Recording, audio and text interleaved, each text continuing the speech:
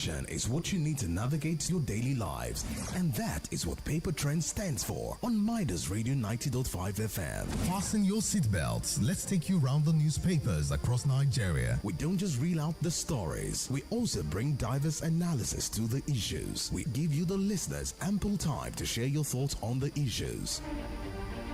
Join us from 7:30 to 8:30 in the morning, Mondays to Fridays. For Paper Trends, a paper review show you can't afford to miss, only on Midas Radio 90.5 FM.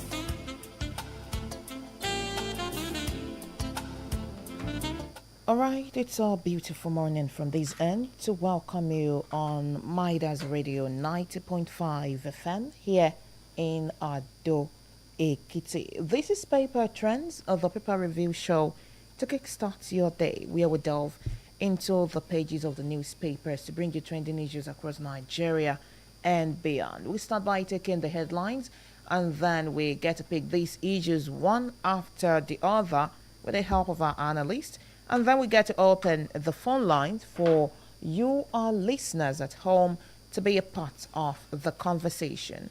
Welcome to the final installment of Paper Trends for the week. I am Esther ISAH. Don't forget that you can join us live on Facebook at Midas Radio 905 to be a part of the conversation this morning. Midas Radio 905 to be a part of the conversation. Stay with us, don't go anywhere.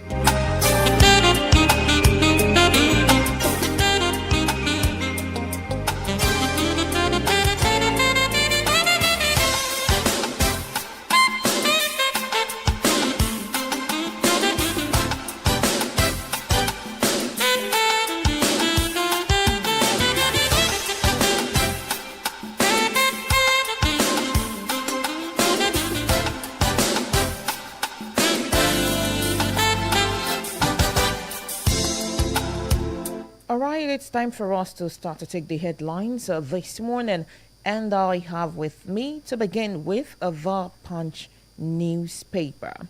Senate summons ex-NNPC boss Kyari over 210 trillion naira audit queries. You find that on page 7 this morning. Pension fund hits 28 trillion naira as contributors exceed 11 million. You find that on page 24. Borno, hundreds is still missing after Boko Haram attack. You find that on page 2. Moving on, Osun Governor campaign begins March 11 as INEC finalizes candidates. You find that on page 28. DIG Umba, others retire. 7 AIGs for promotion. You find that on page 7. US-Iran war. Marketers Dangote trade words over petrol price. Imported petrol cheaper than Dangote by 64 naira per litre, says marketers. Defy Middle East war to import petrol. Dangote challenges marketers. All of this you would find on page 2 of the Punch newspaper this morning. Moving on, we have some others, but that's how far we can take. And these are the headlines on the front page of the Punch newspaper this morning.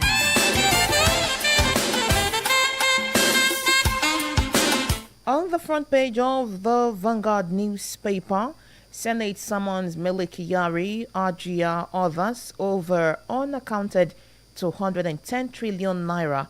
You find that on page 8. Amend Electoral Act or we will boycott 2027 election, says IPAC. Middle East war spreads as Trump says it must okay Iran's next supreme leader. You find that on page 8.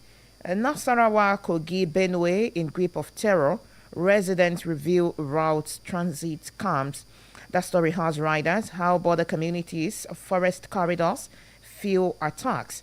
Nasarawa border communities major transit point for tourists heading to Benue, says farmer. Says relevant authorities cannot claim ignorance. Okay, accuses monarchs of conniving with criminals, misleading security agents.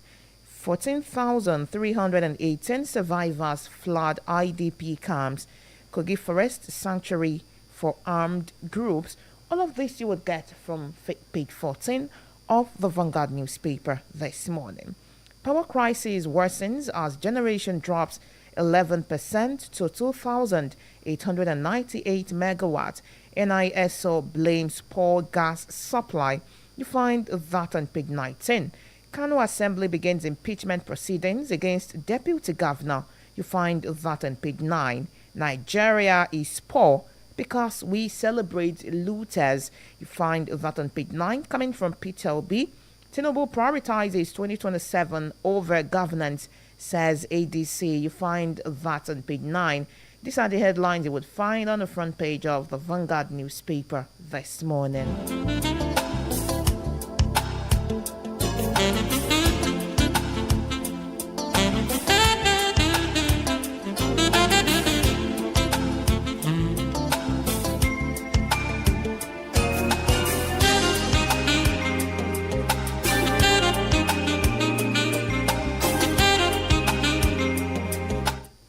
And on the front page of the Daily Trust newspaper, Abba Kyari, drug trial continues, says NDLEA. Unprepared leaders are Africa's problem, says Obasanjo. Smartphones prices to increase by 20% in Nigeria. Terrorists abduct over 100 women, children in Borno. So unfortunate. Kano Deputy Governor Garo Tekai Falgo tipped as impeachment plots begins. Detention. Erufai petitions ICPC demands 15.6 billion naira damages. Water scarcity worsens in FCT. Certificate verification mandatory for NYSC, says Minister. These are the headlines you would get from the front page of the Vanguard newspaper this morning. And from the Nation newspaper, Tinubu campaign body gives 11 million naira rice as Ramadan gift. Zazao Emir, ex-governor, preach peace, tolerance, youth unemployment fueling banditry, terrorism. Resolution of OPL to 45 rift to swell oil output by 150,000 barrels per day. 100 senior lawyers on corruption trial, says EFCC chair. Dangote refinery absorbing 20% of crude oil escalation. These are some of the headlines you would get from the Nation newspaper this morning. And from the Daily Post newspaper, defilement, Niger State's child abuses case, defilement, Niger State's child abuse cases trigger fresh concerns. Benue, gunmen kill former Otopo local government chairman Ode Ijachi. So unfortunate. Anxiety as Lagos Assembly panel concludes probe into Makoko demolition. Nigerian Naira extends depreciation against US dollar across black official market. War. Lay down your arms or face death. Trump threatens Iran. 2027 APC trying to make Tinubu only one on ballot, says Dele Momodu. ADC has over 200 million supporters. APC left with 30 governors, says Aisha Yusufu. Oyo governor, Oyo gubernatorial election, I've freed you. Bring out your billboards with PDP logo. Makinde tells aspirants. Tinubu has already lost 2027 presidential election, says Aisha Yusufu. NNPP warns Kano Assembly against removing Deputy Governor. Senator ISAH Binani officially joins ADC. And this one, First Lady Oluremi Tinubu urges Nigerians to drop entitlement mentality. All right, the Electoral Act does not befit Nigerians, says IPAC. They are telling Christians to convert or die. U.S. lawmakers react to deadly attack by terrorists. These are some of the headlines you would get from the Daily Post newspaper this morning.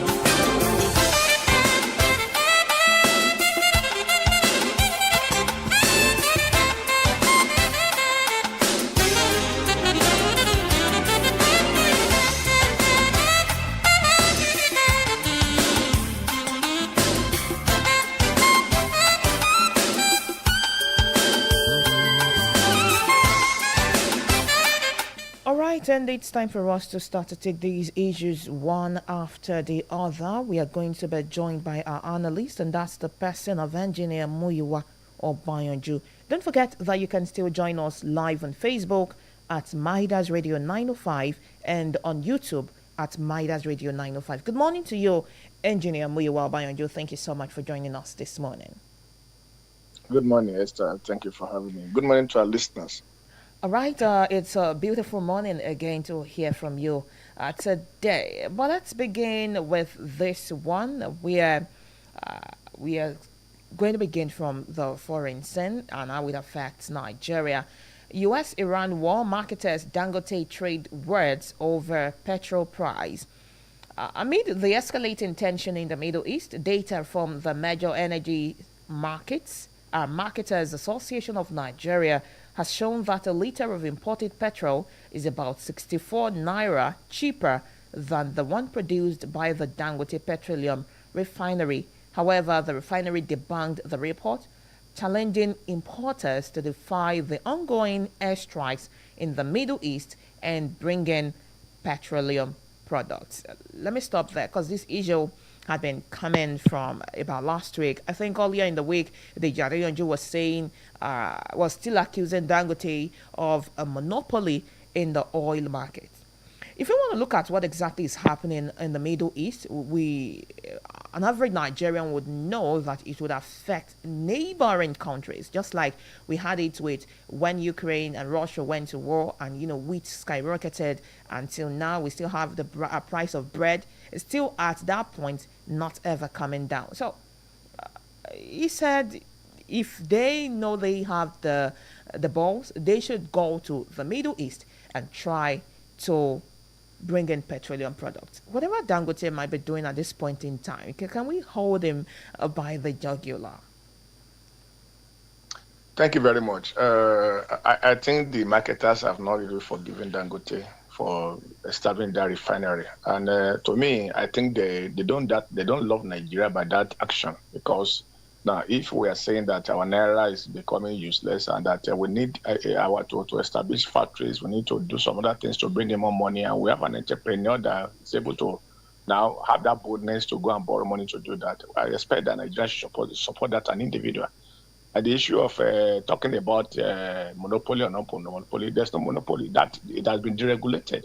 So a lot of people are now doing it. Individual state can build refinery. Boa is building refinery in Akwa Ibom State.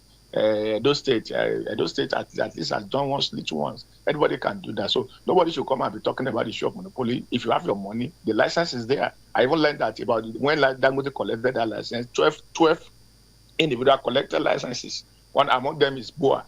But where are the remaining 11? No, Boa's one will be commissioned this year.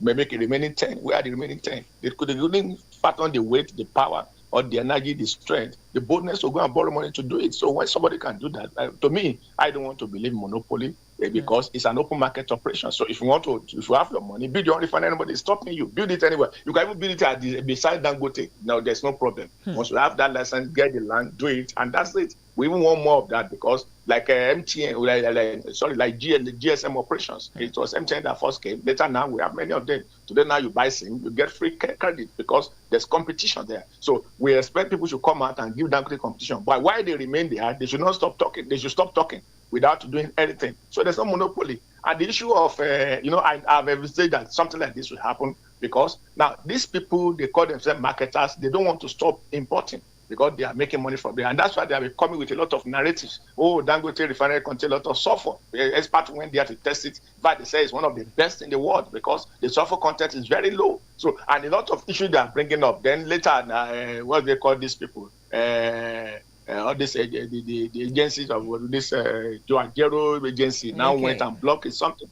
Okay, and all those ones, they are just trying to stiffen demand. And the reality on ground is this: there's a port, there's a channel through which oil comes from the Middle East. It's called Hormuz. Hormuz is beside Iran. And when the Iranian knows that these people are bombarding them, they went and blocked Hormuz. That even those people that are depending on the supply from Saudi Arabia, from Oman, from Qatar, they are not able to, because all of them will pass through Hormuz. Hormuz has been blocked. So China, Russia, majority of the European countries now will not be able to import fuel because of that. So and Dangote said at least he still be able to meet the supply, even though it's not going to be easy for Dangote because Nigeria, because of this same competition, are able to give him the required crude that they are supposed to give him. So he has to import crude also from foreign something. So definitely we expect that it's going to affect us. And I've done this analysis, I don't know whether on this channel or one other channel, that there are positive and negative we are going to expect from this war. And one of the positives is that dollar is rising now, and people are expecting that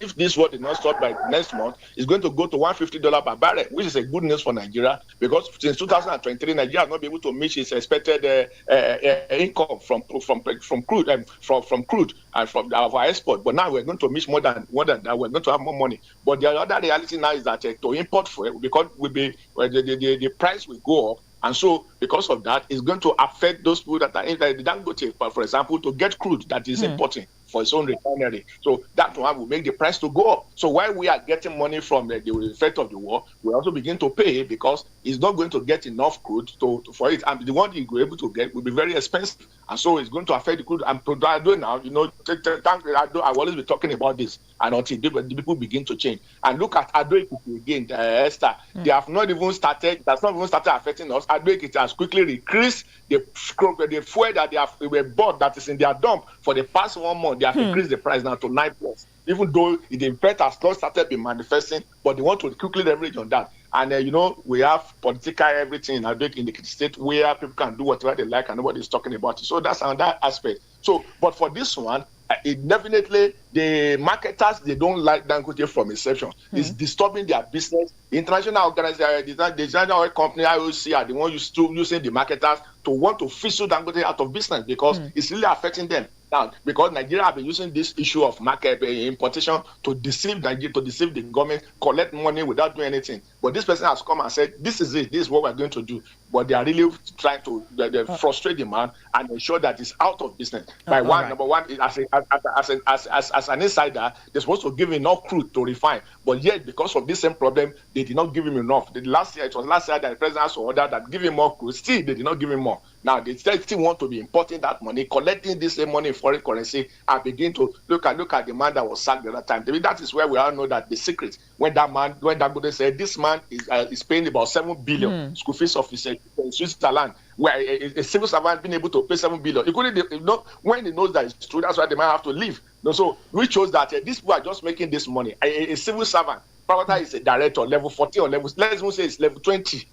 How can level 20 officer in the civil service raise 7 billion naira to pay school fees of children in Switzerland? Which means that these are where they're making this money. And unfortunately, Nigeria, when something happens, they will just have the man to go and they will still go and be enjoying the money. So these are the things that they are doing. To me, I don't want to believe in anymore. Anybody that's talking about monopoly, get your money, build your environment, anybody is stopping you, Dangote will not stop you. But when we have somebody that can ease our problem of fuel, then we should not be able to also play politics with it. That's just my own. All right. I like I said, we're beginning from the foreign scene this morning. We'll still have to talk about whatever is happening with the U.S.-Iran war.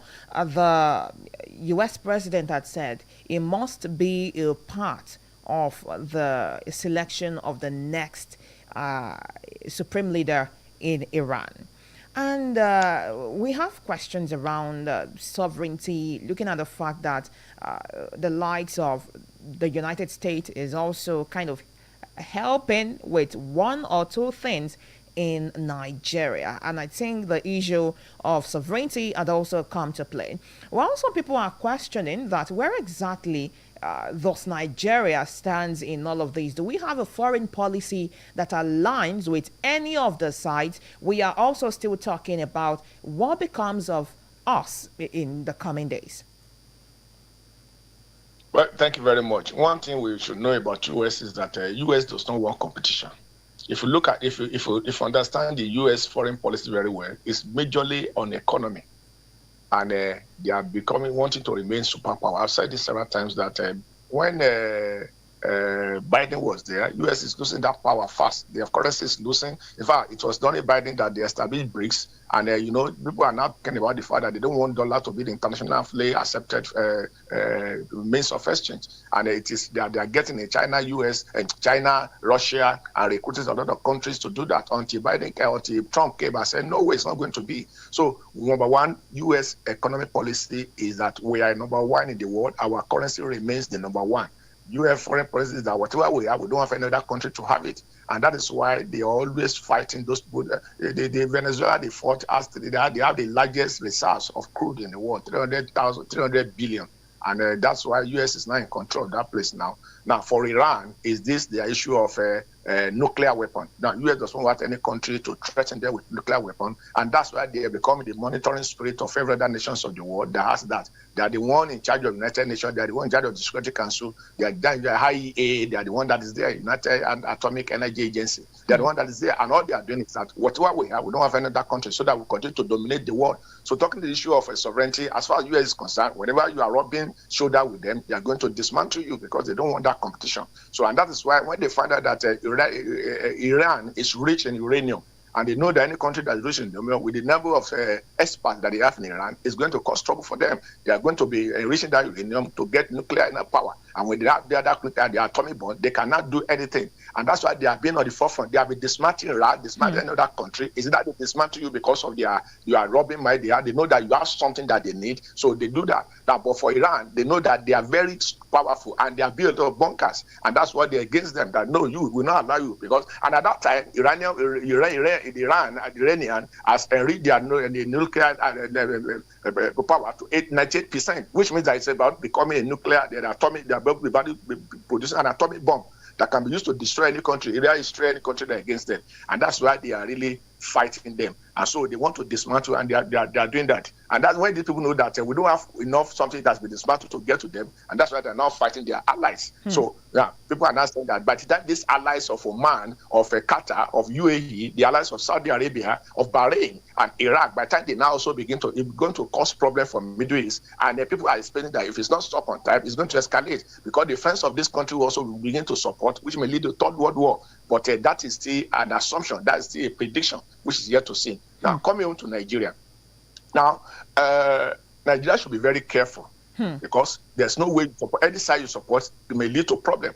Don't forget, the US are already here in Nigeria, so it's not a matter of whenever US policies that the friend of my enemy is my enemy. So once you become their friend, and that's why you see us fighting Russia, fighting China, because they are the friends of Russia. And so, unfortunately, now Russia and China, they are just watching, and they are being very careful because they know what US can do, and that's why they couldn't support. Everybody was surprised up to now that Russia and China could not able to support Iran or to supply them as they did the first time, the first 12 the days that they did the first time, where they are bringing a lot of something for them. But now they are not. They are being very careful, and so now. Israel is the eye of US in the Middle East. So anything that affects to Israel is going to affect them, because that's what they can use to monitor. They are using Israel to monitor everywhere in the Middle East, and that's why they always support Israel. So, but now if Nigeria are not careful, because they are, to me, I believe that I expect President Tinubu to have really make a statement, or National Security Advisor or Chief Financial Chief for Defense Staff to have made a statement concerning the gathering that people who are planning. Iran type of Muslim is Shia. They call it the Shia Muslim. And the Sake in Kaduna and Abuja, they are Shiite, and so they are supporters, and so they are raising people now to now raise agitation. And if you remember, the U.S. ambassador now, he said that their citizens should not come out; they should stay indoor.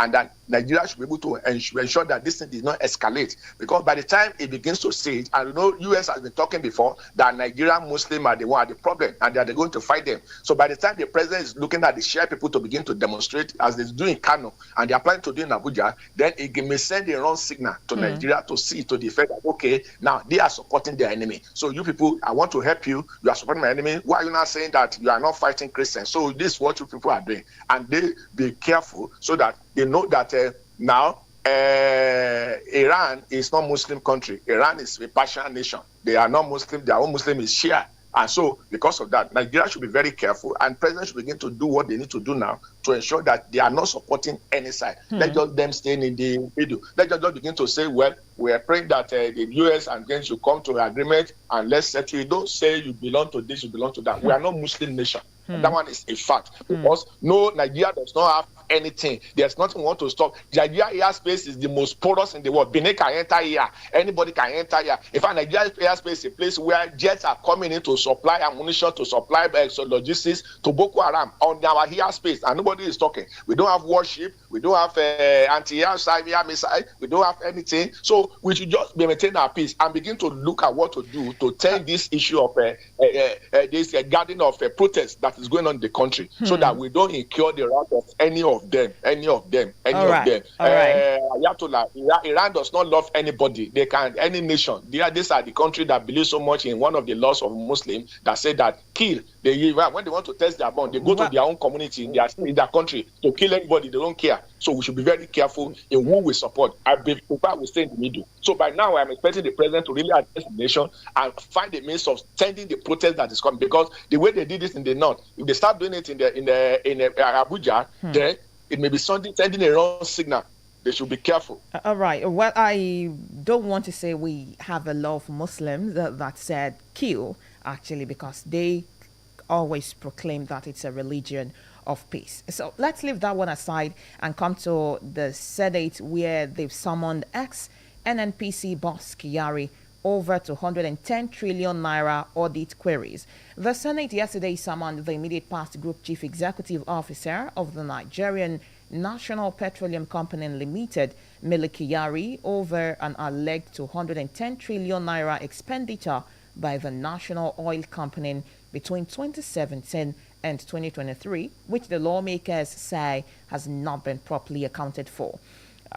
Are we beginning to witness a probe, or it's just like every other thing that we just come and go? When I said it, when I see such things, I used to discard it because I know there's an effort to nowhere. How many probes can I begin to mention? Is it the NDDC? Is it NNPC? Is it state? Is it individual? Is it? Forget. Now, if there have been consequences for action in Nigeria, maybe Nigerian naira will be more stronger than dollar. If we bring all the money home, if the money that has been printed abroad, if we send it to our foreign reserve, Nigerian naira will have been much more stronger. But because most of this thing they call probe in NNPC, probably there too, they are looking for money. And by the time they get their own share of it, they keep quiet, because we have seen it probe they initiate and nothing has ever happened. You expect 110 trillion naira in a population of 230 million people, or even less, we say 250 million people. Kyari has been so strong, stronger than Mr. Sonda, probably stronger than let me use this word. People have been assuming that he's more stronger than president. And that is why, if Kyari, when he was in the saddle as NNPC Group Managing Director, he did everything in line with International Air Company and these marketers. They had always collaborated, the three of them. Now, it's like the IOC put Kyari there because he has been doing their bidding, frustrating the Dangote and ensuring, in fact, throughout his time, he ensured that Dangote could not get crude. He said there's no crude, that even the remaining crude has been used to borrow money and all those things like that. And so throughout that time, everybody have been agitating, where is Nigerian money? Where is Nigerian money? You will always hear, like Lamido Sanusi, the emir of Kano, always coming out to say, where is Nigerian money? If we have a company like NNPC, where is the money that they are coming from? If a foreign reserve is coming from NNPC to Nigeria's account, it should be begin to bring the value of naira up and reduce the value of dollars. He said, where are the dollars that they are bringing, the IOC is bringing, where are the dollars? But everything went between IOC, marketers, and Kyari. And he left that place without copper, without the collecting copper. Now, that's why I know that all this one, they are doing is just an effort in futility. There's nothing that's going to come out of it. At the end of the day, they will start the probe, and later you will not hear anything about it. You will have a kill on the ground. And so that's the same problem we're having in Nigeria, where a lot of people will just do whatever they like in this country, and the government will be look away from them without doing anything. You can imagine the value of money. I can mention 3 or 4 individuals that the money within them, with them now, is enough to solve the problem of this country. Look at what's the name of this man? Former Minister of Attorney General Malami. Look at Malami, 212 billion in his own account, 8 billion in his boy's account, and that 20-something billion in his wife's account. That is one family alone. Now look at this former governor of Kogi State, Yaya Bello. Now look at the money they find in his hand. The pre-Alamesia has gone away with 300 billion naira. Now this one is 110 trillion naira. And what is it? And how can we have a country where an individual is having so much money like that? They are not doing anything with it. And yes, we are saying we are running like a government. If the world, that's why the world are just looking at us with amazement. That what type of country is this? If these people have a good management, Nigeria will be the best in the world. But yet, we started and we initiate a probe that will not end to anywhere. That person like Kiari is supposed to be behind bars by now, or at least he's still somewhere answering questions. But at the end of the day, they will initiate the probe. They will say, okay, every money is gone. They borrow money, they have paid it, and and everything. Just because the sources of money is too much, what is coming to Nigeria is too much, so they forget about 200 billion in somebody's hands, and that 300 billion in that person's hands. I'm not talking about the former governors that are some of them 50 billion, 100 billion in a different accounts, and they are moving about as the big dog everywhere, and they are just looking at them. Whereas in places like North Korea, places like China and South Korea, in places like Russia, in places like other countries, Saudi Arabia, they will perish you because they are going to collect everything, freeze all the accounts, freeze all the assets, and turn it to an ordinary person and return it back to the state treasury. But here, do it and they start probe, and that's all. All right, let me come to that one. To me means nothing because it's going to end anywhere. All right, it's just going to go the same way.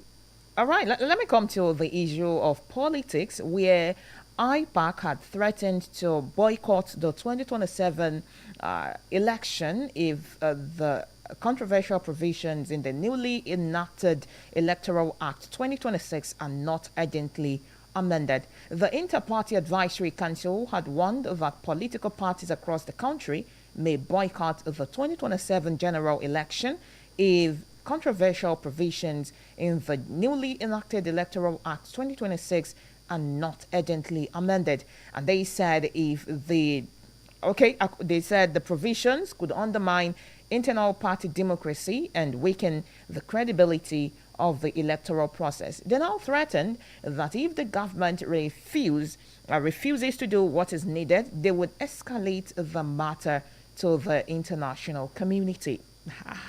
What exactly is happening? This bill has been passed into law, assented to, and we still have rows around it. Don't mind them. They are just ignorance of what the law says. Whatever they like. If they like, let them boycott it. It becomes a walkover for the ruling government. They are not even wise. Instead of all this narrative that will not lead to anywhere. Because what is it the president that will initiate the process of will the president repeal the law? Or is the member of the House that enacts law that will repeal it? Or who is going to do that?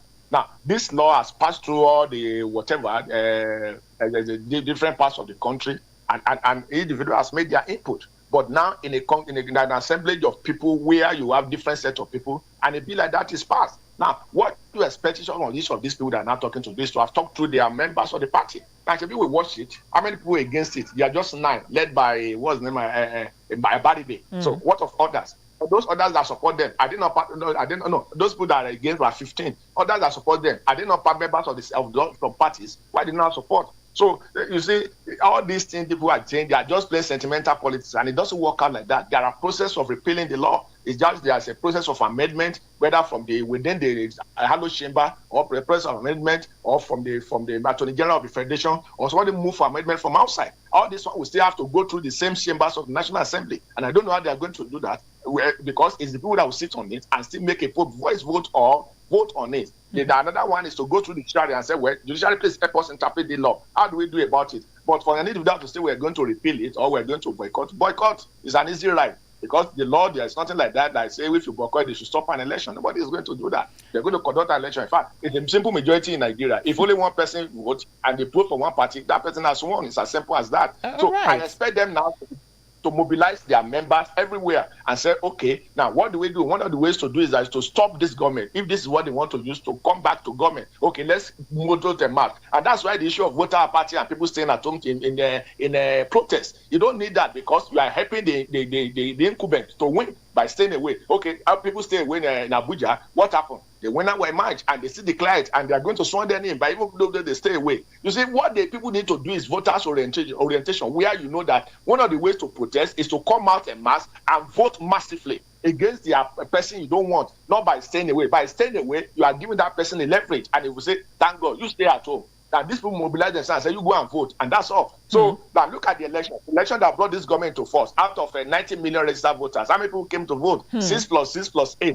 That is 12 plus 14. That is 26 million out of 90. But still, they still declare the 8 million out of 230. Not naturally, 8 million. Does it represent the totality of Nigeria? No. But because we are using simple majority, and that's why even if it is 2 million, if it's the highest and it has met requirement of 2/3 of the state of the federation, it's going to be the clear winner. That's one thing I want our people to not to play this kind of sentimental politics. Go and mobilize your people. Go and talk to people. Go and establish a structure. Go and find a ways of bringing your people out. And say the only thing we can do is to come out and vote against this government. And that is it. By staying away, you are helping the government. It's as simple as that. And as far as the law is concerned, it has been passed. There's nobody out of there cannot repeal it except they follow the due process of the law. And if they stay away, good for the incumbent government. It's just right on.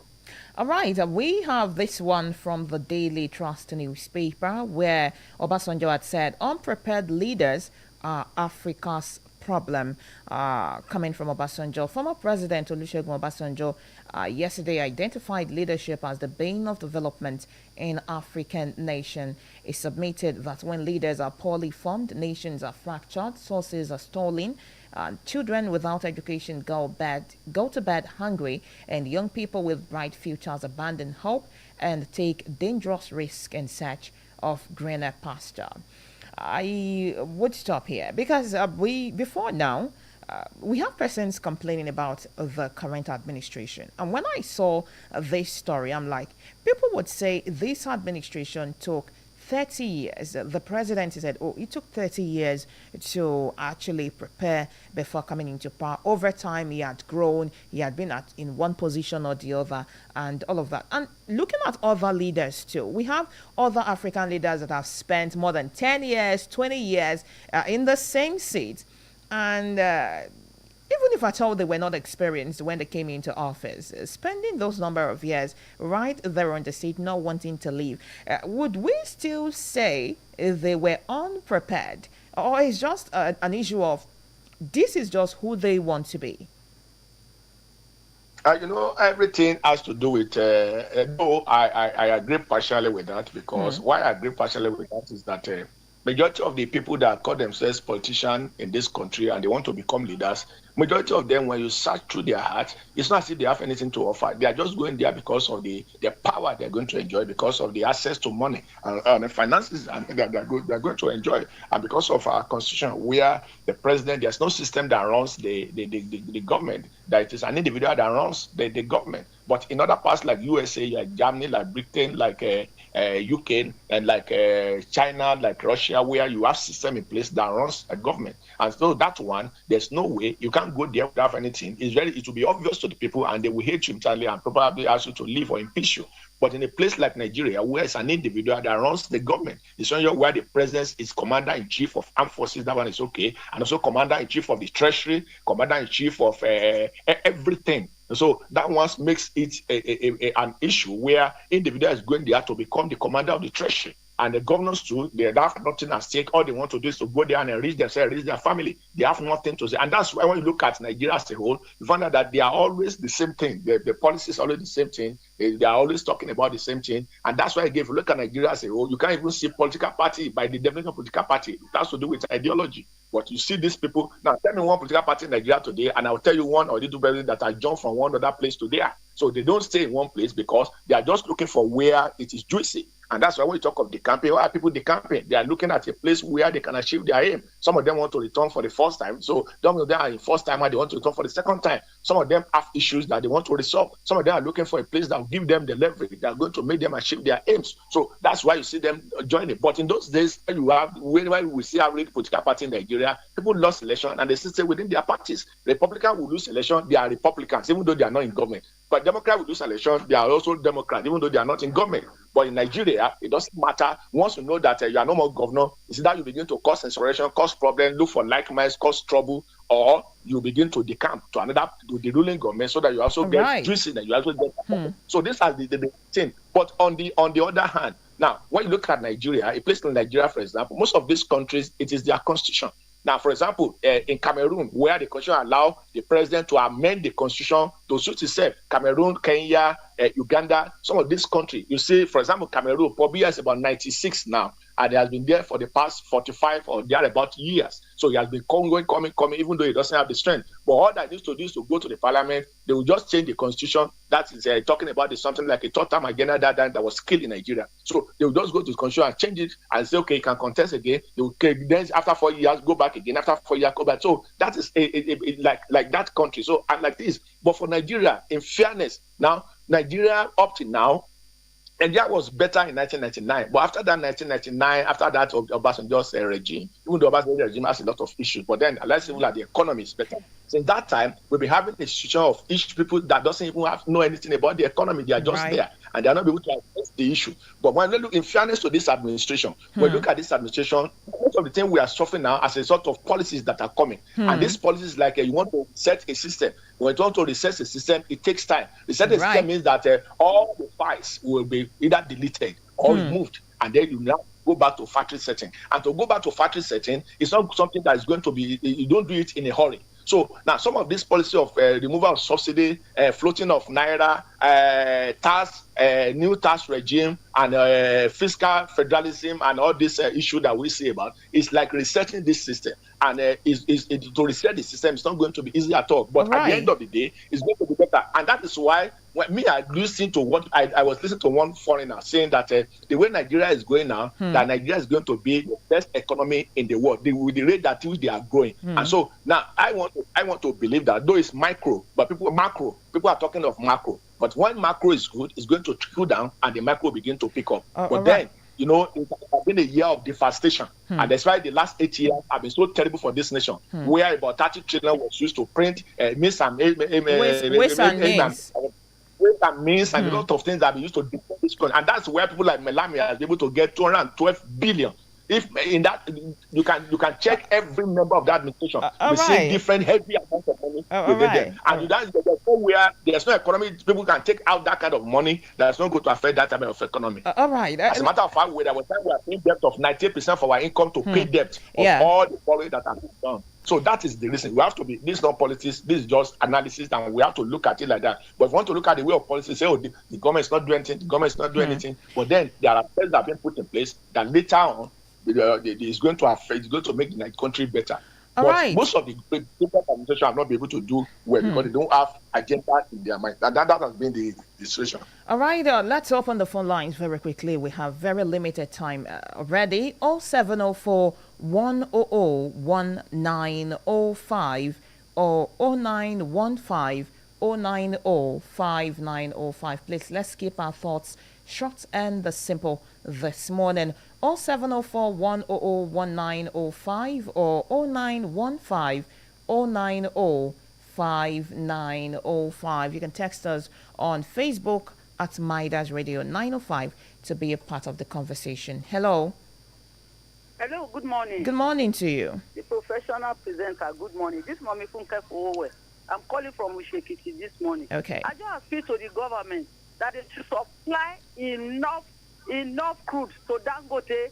They should supply. Nothing concern us with Iran and all those things that is going on there. People that want to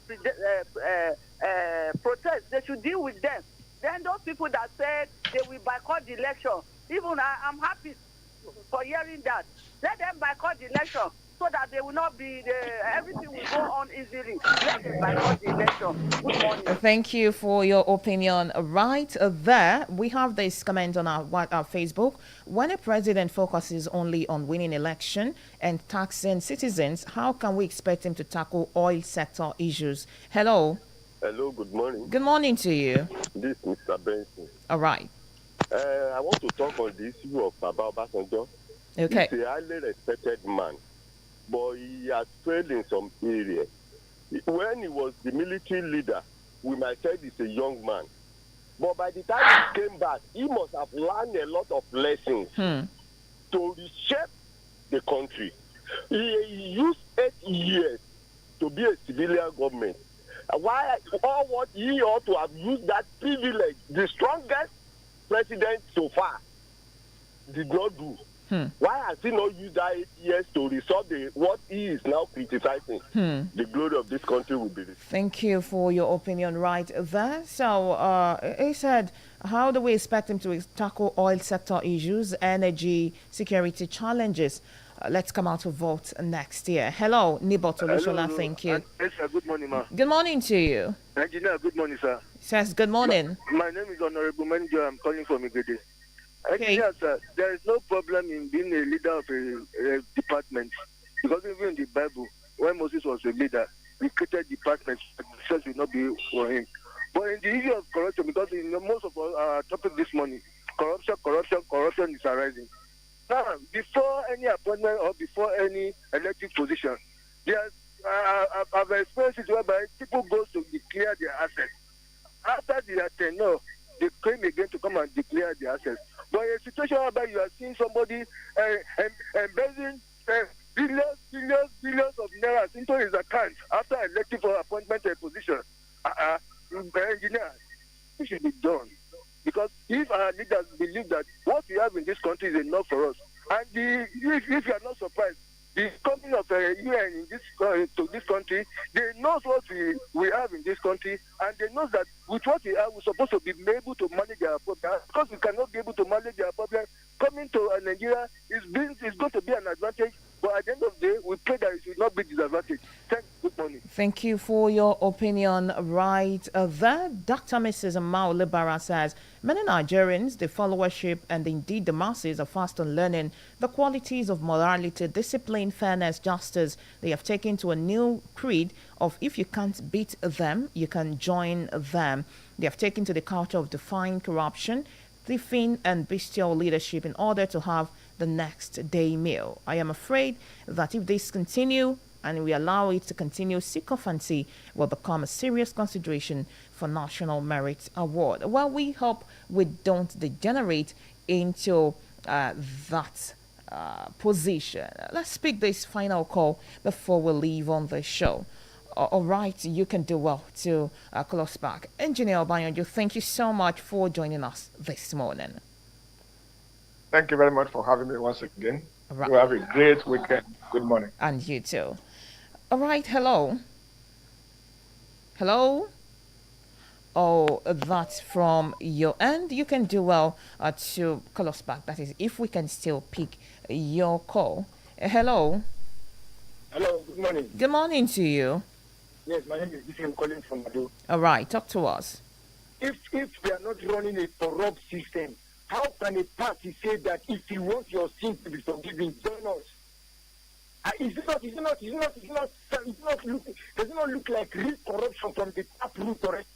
Well, it was not the party that said so. It was an individual in the party that said so. Hello?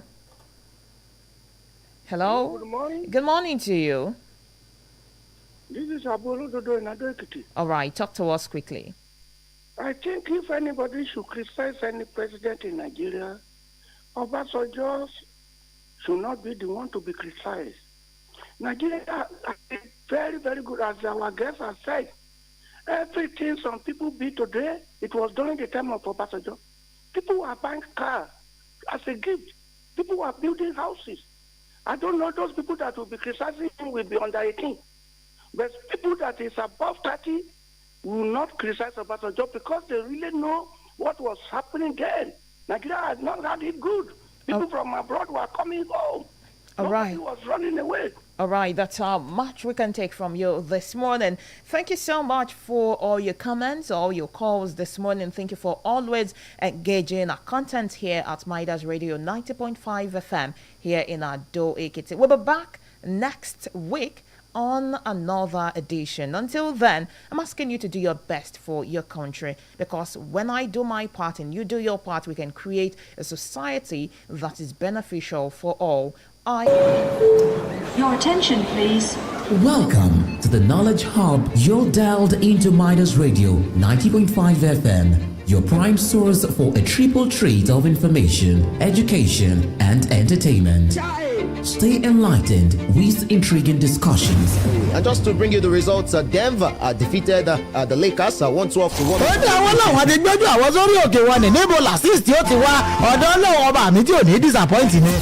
Learn something new and enjoy a blend of tunes that will uplift your mind. This is where curiosity meets groove. Exclusive on Midas Radio 90.5 FM. Unrivaled entertainment non-stop.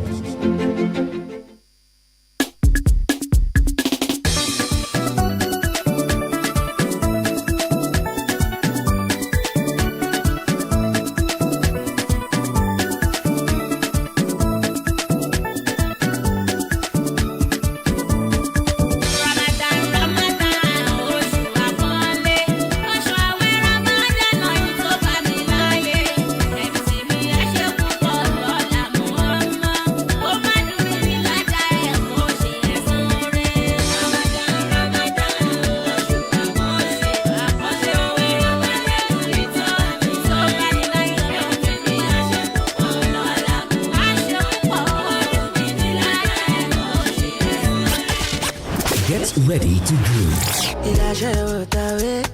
Splash them King Solomon, go do pass me. King Solomon, I go do pass me. Baby show up, Shani di me King call. Stay locked for the pulse of the streets. Tumbo baskele pe uchona go choose to son nepo kuma fi me take boss only me go handle all the bills only me. Midas Radio 90.5 FM. Aniki láti rí o àṣẹ̀ṣẹ̀ bẹ̀rẹ̀ kí láti rí àṣìmágòkè sí torí bí gíga láyé tèmi. Ó ṣíwájú pé taláǹtakùn bá kú láti bí dédò ó máa tún takùn lọ dádó wàdó àwáyé àtúnwá tàwé lọ. Nítorí pé I declare myself to be blues for life. Torí pé mo kọrin bákà wọ́n sọ pé mo wà bákà o. Mo kọrin Arsenal wọ́n sọ pé mo wà Arsenal. Mo kọrin Man U wọ́n sọ pé mo United. Ṣùgbọ́n Chelsea gangan lèmi ṣe. Madrid for Spain, CR7, Cristiano Ronaldo, kò ní bàjẹ́. Warbears, CR7, ẹ̀yin bá kàn ẹ̀ lọ jókòó ẹ ti ṣe tán. Àsìkò yìí ti tán ẹ lọ jókòó. Up Messi! Wọ́n kí mo ìwà lónìí ẹ̀. Everybody náà gbádùn náà ni. Ẹ̀yin ti Man U, àwọn yìí dà, ṣẹ́wà ń bẹ̀. Ẹ̀yin ti Man City, ẹ̀yin ò pọ̀ Nàìjíríà náà. Pọ̀ ẹ̀kọ́ wa lókè ni ìwọ nìkan ló wà ń bí. Up Liverpool ṣe wà ń bẹ̀. Liverpool ṣe wà ń bẹ̀. Up Chelsea. Ọjọ́ wa ń kó bò yí lẹ́nu jẹ́ mẹ́ta báyìí kí ló ṣe yí? Lè gba báńkò back ni kí ló ṣe yí? Okay, oya all blue, the sky is blue. Okay na ó wà bẹ́ẹ̀. O ṣe brother mi kò ní bàjẹ́. Bismillahi mo ti dé, mo ti dé.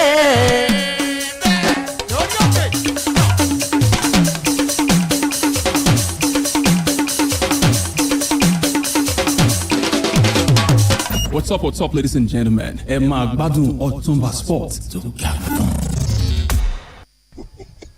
Mo gbé wọn handicap. Mo kọ́kọ́ gbé ngogo, kò lọ. Mo gbé 1.5. Kò work. Mo sign 2.5. Of Chelsea, one goal. Dominguez! Ọ̀túnba Sports tó gara tán. Ọ̀túnba Sport tó gara tán. Ọ̀túnba Sports tó gara tán. Ọ̀túnba Sport tó gara tán. Ọ̀túnba Sports tó gara tán. What's up, ladies and gentlemen? Ẹ máa gbádùn Ọ̀túnba Sport tó gara tán. àtúnjẹ́ a máa kíra wa lóní pálántó kí ojú pálámi ọkà yọ́làlà àgbàdàgbèrè sọ tó fẹ́ máa gbàgbé agbọ̀gìrì wo ṣe tán àjẹ́ máa gbẹja káàdì nìyẹn o kèé jóni lọ́wọ́ kó jóni lẹ́nu òkèlè bí yín sọ̀wọ́ ẹ má fọkàwé yẹn kò jọra wọn apá abilẹ̀ tún ti fẹ́ tí kò ìròyìn eré ìdárayá eléyìí tó kọjá wọn ni wọ́n pé ìta ti pẹ́ ìrọ̀ ti pé ọlọ́run lókè òdòwọ́ rẹ̀ àjẹ́ pé kógókógó lòun agógó dùgbẹ́dùgbẹ́ ń ta kèrègbè kò wá sí bá kèrègbè ṣe lè tóbi tó akérègbè ó lè lò wá gbogbo ní gbogbo bí ẹtí láǹfààní àti wọn fi ti ko gbogbo jọ́sọ̀sì junction gbogbo ilé èkó sí ilé èkó ọ́fíìsì méjìlá kan àdúró maruwa gbogbo bí ẹtí rédíò ìsókè lálá dáfẹ́ kọ́mọkọ́mọ lógo ti wọ̀n láì gbogbo bẹ̀ láti fi yẹn kó ojúmọ́ mọ́ torí pé bójúmọ́ bá mọ̀ ọ̀yẹ́là ti ṣèyà ojúmọ́ àjẹ́ pójúmọ́ tó máa lónìí ojúmọ́ owó ojúmọ́ tó máa lónìí ojúmọ́ mọ́ ojúmọ́ tó máa lónìí àìkú tí ń ṣe baálé ọ̀rọ̀ kúlùkùlù sẹ́ òjò òròyìn fẹ́ mọ̀ tí balùwẹ̀ wẹsẹ̀ wọ̀wọ̀ afẹ́fẹ́ lẹ́lẹ́gbẹ́ omi rọ̀kọ̀ ẹ̀fúùfù lẹ́lẹ́gbẹ́ omi rọ̀ṣà ebi ò ní pọ́yún kó jẹ̀dọ̀ yẹ èmi àti yíta jọ lẹ̀ pọ̀ àfi bí ike tó bọ́ọ̀nù náà mo ti ṣe tán mo fẹ́ máa jáde lẹ̀ tì bí àpò ẹ̀wà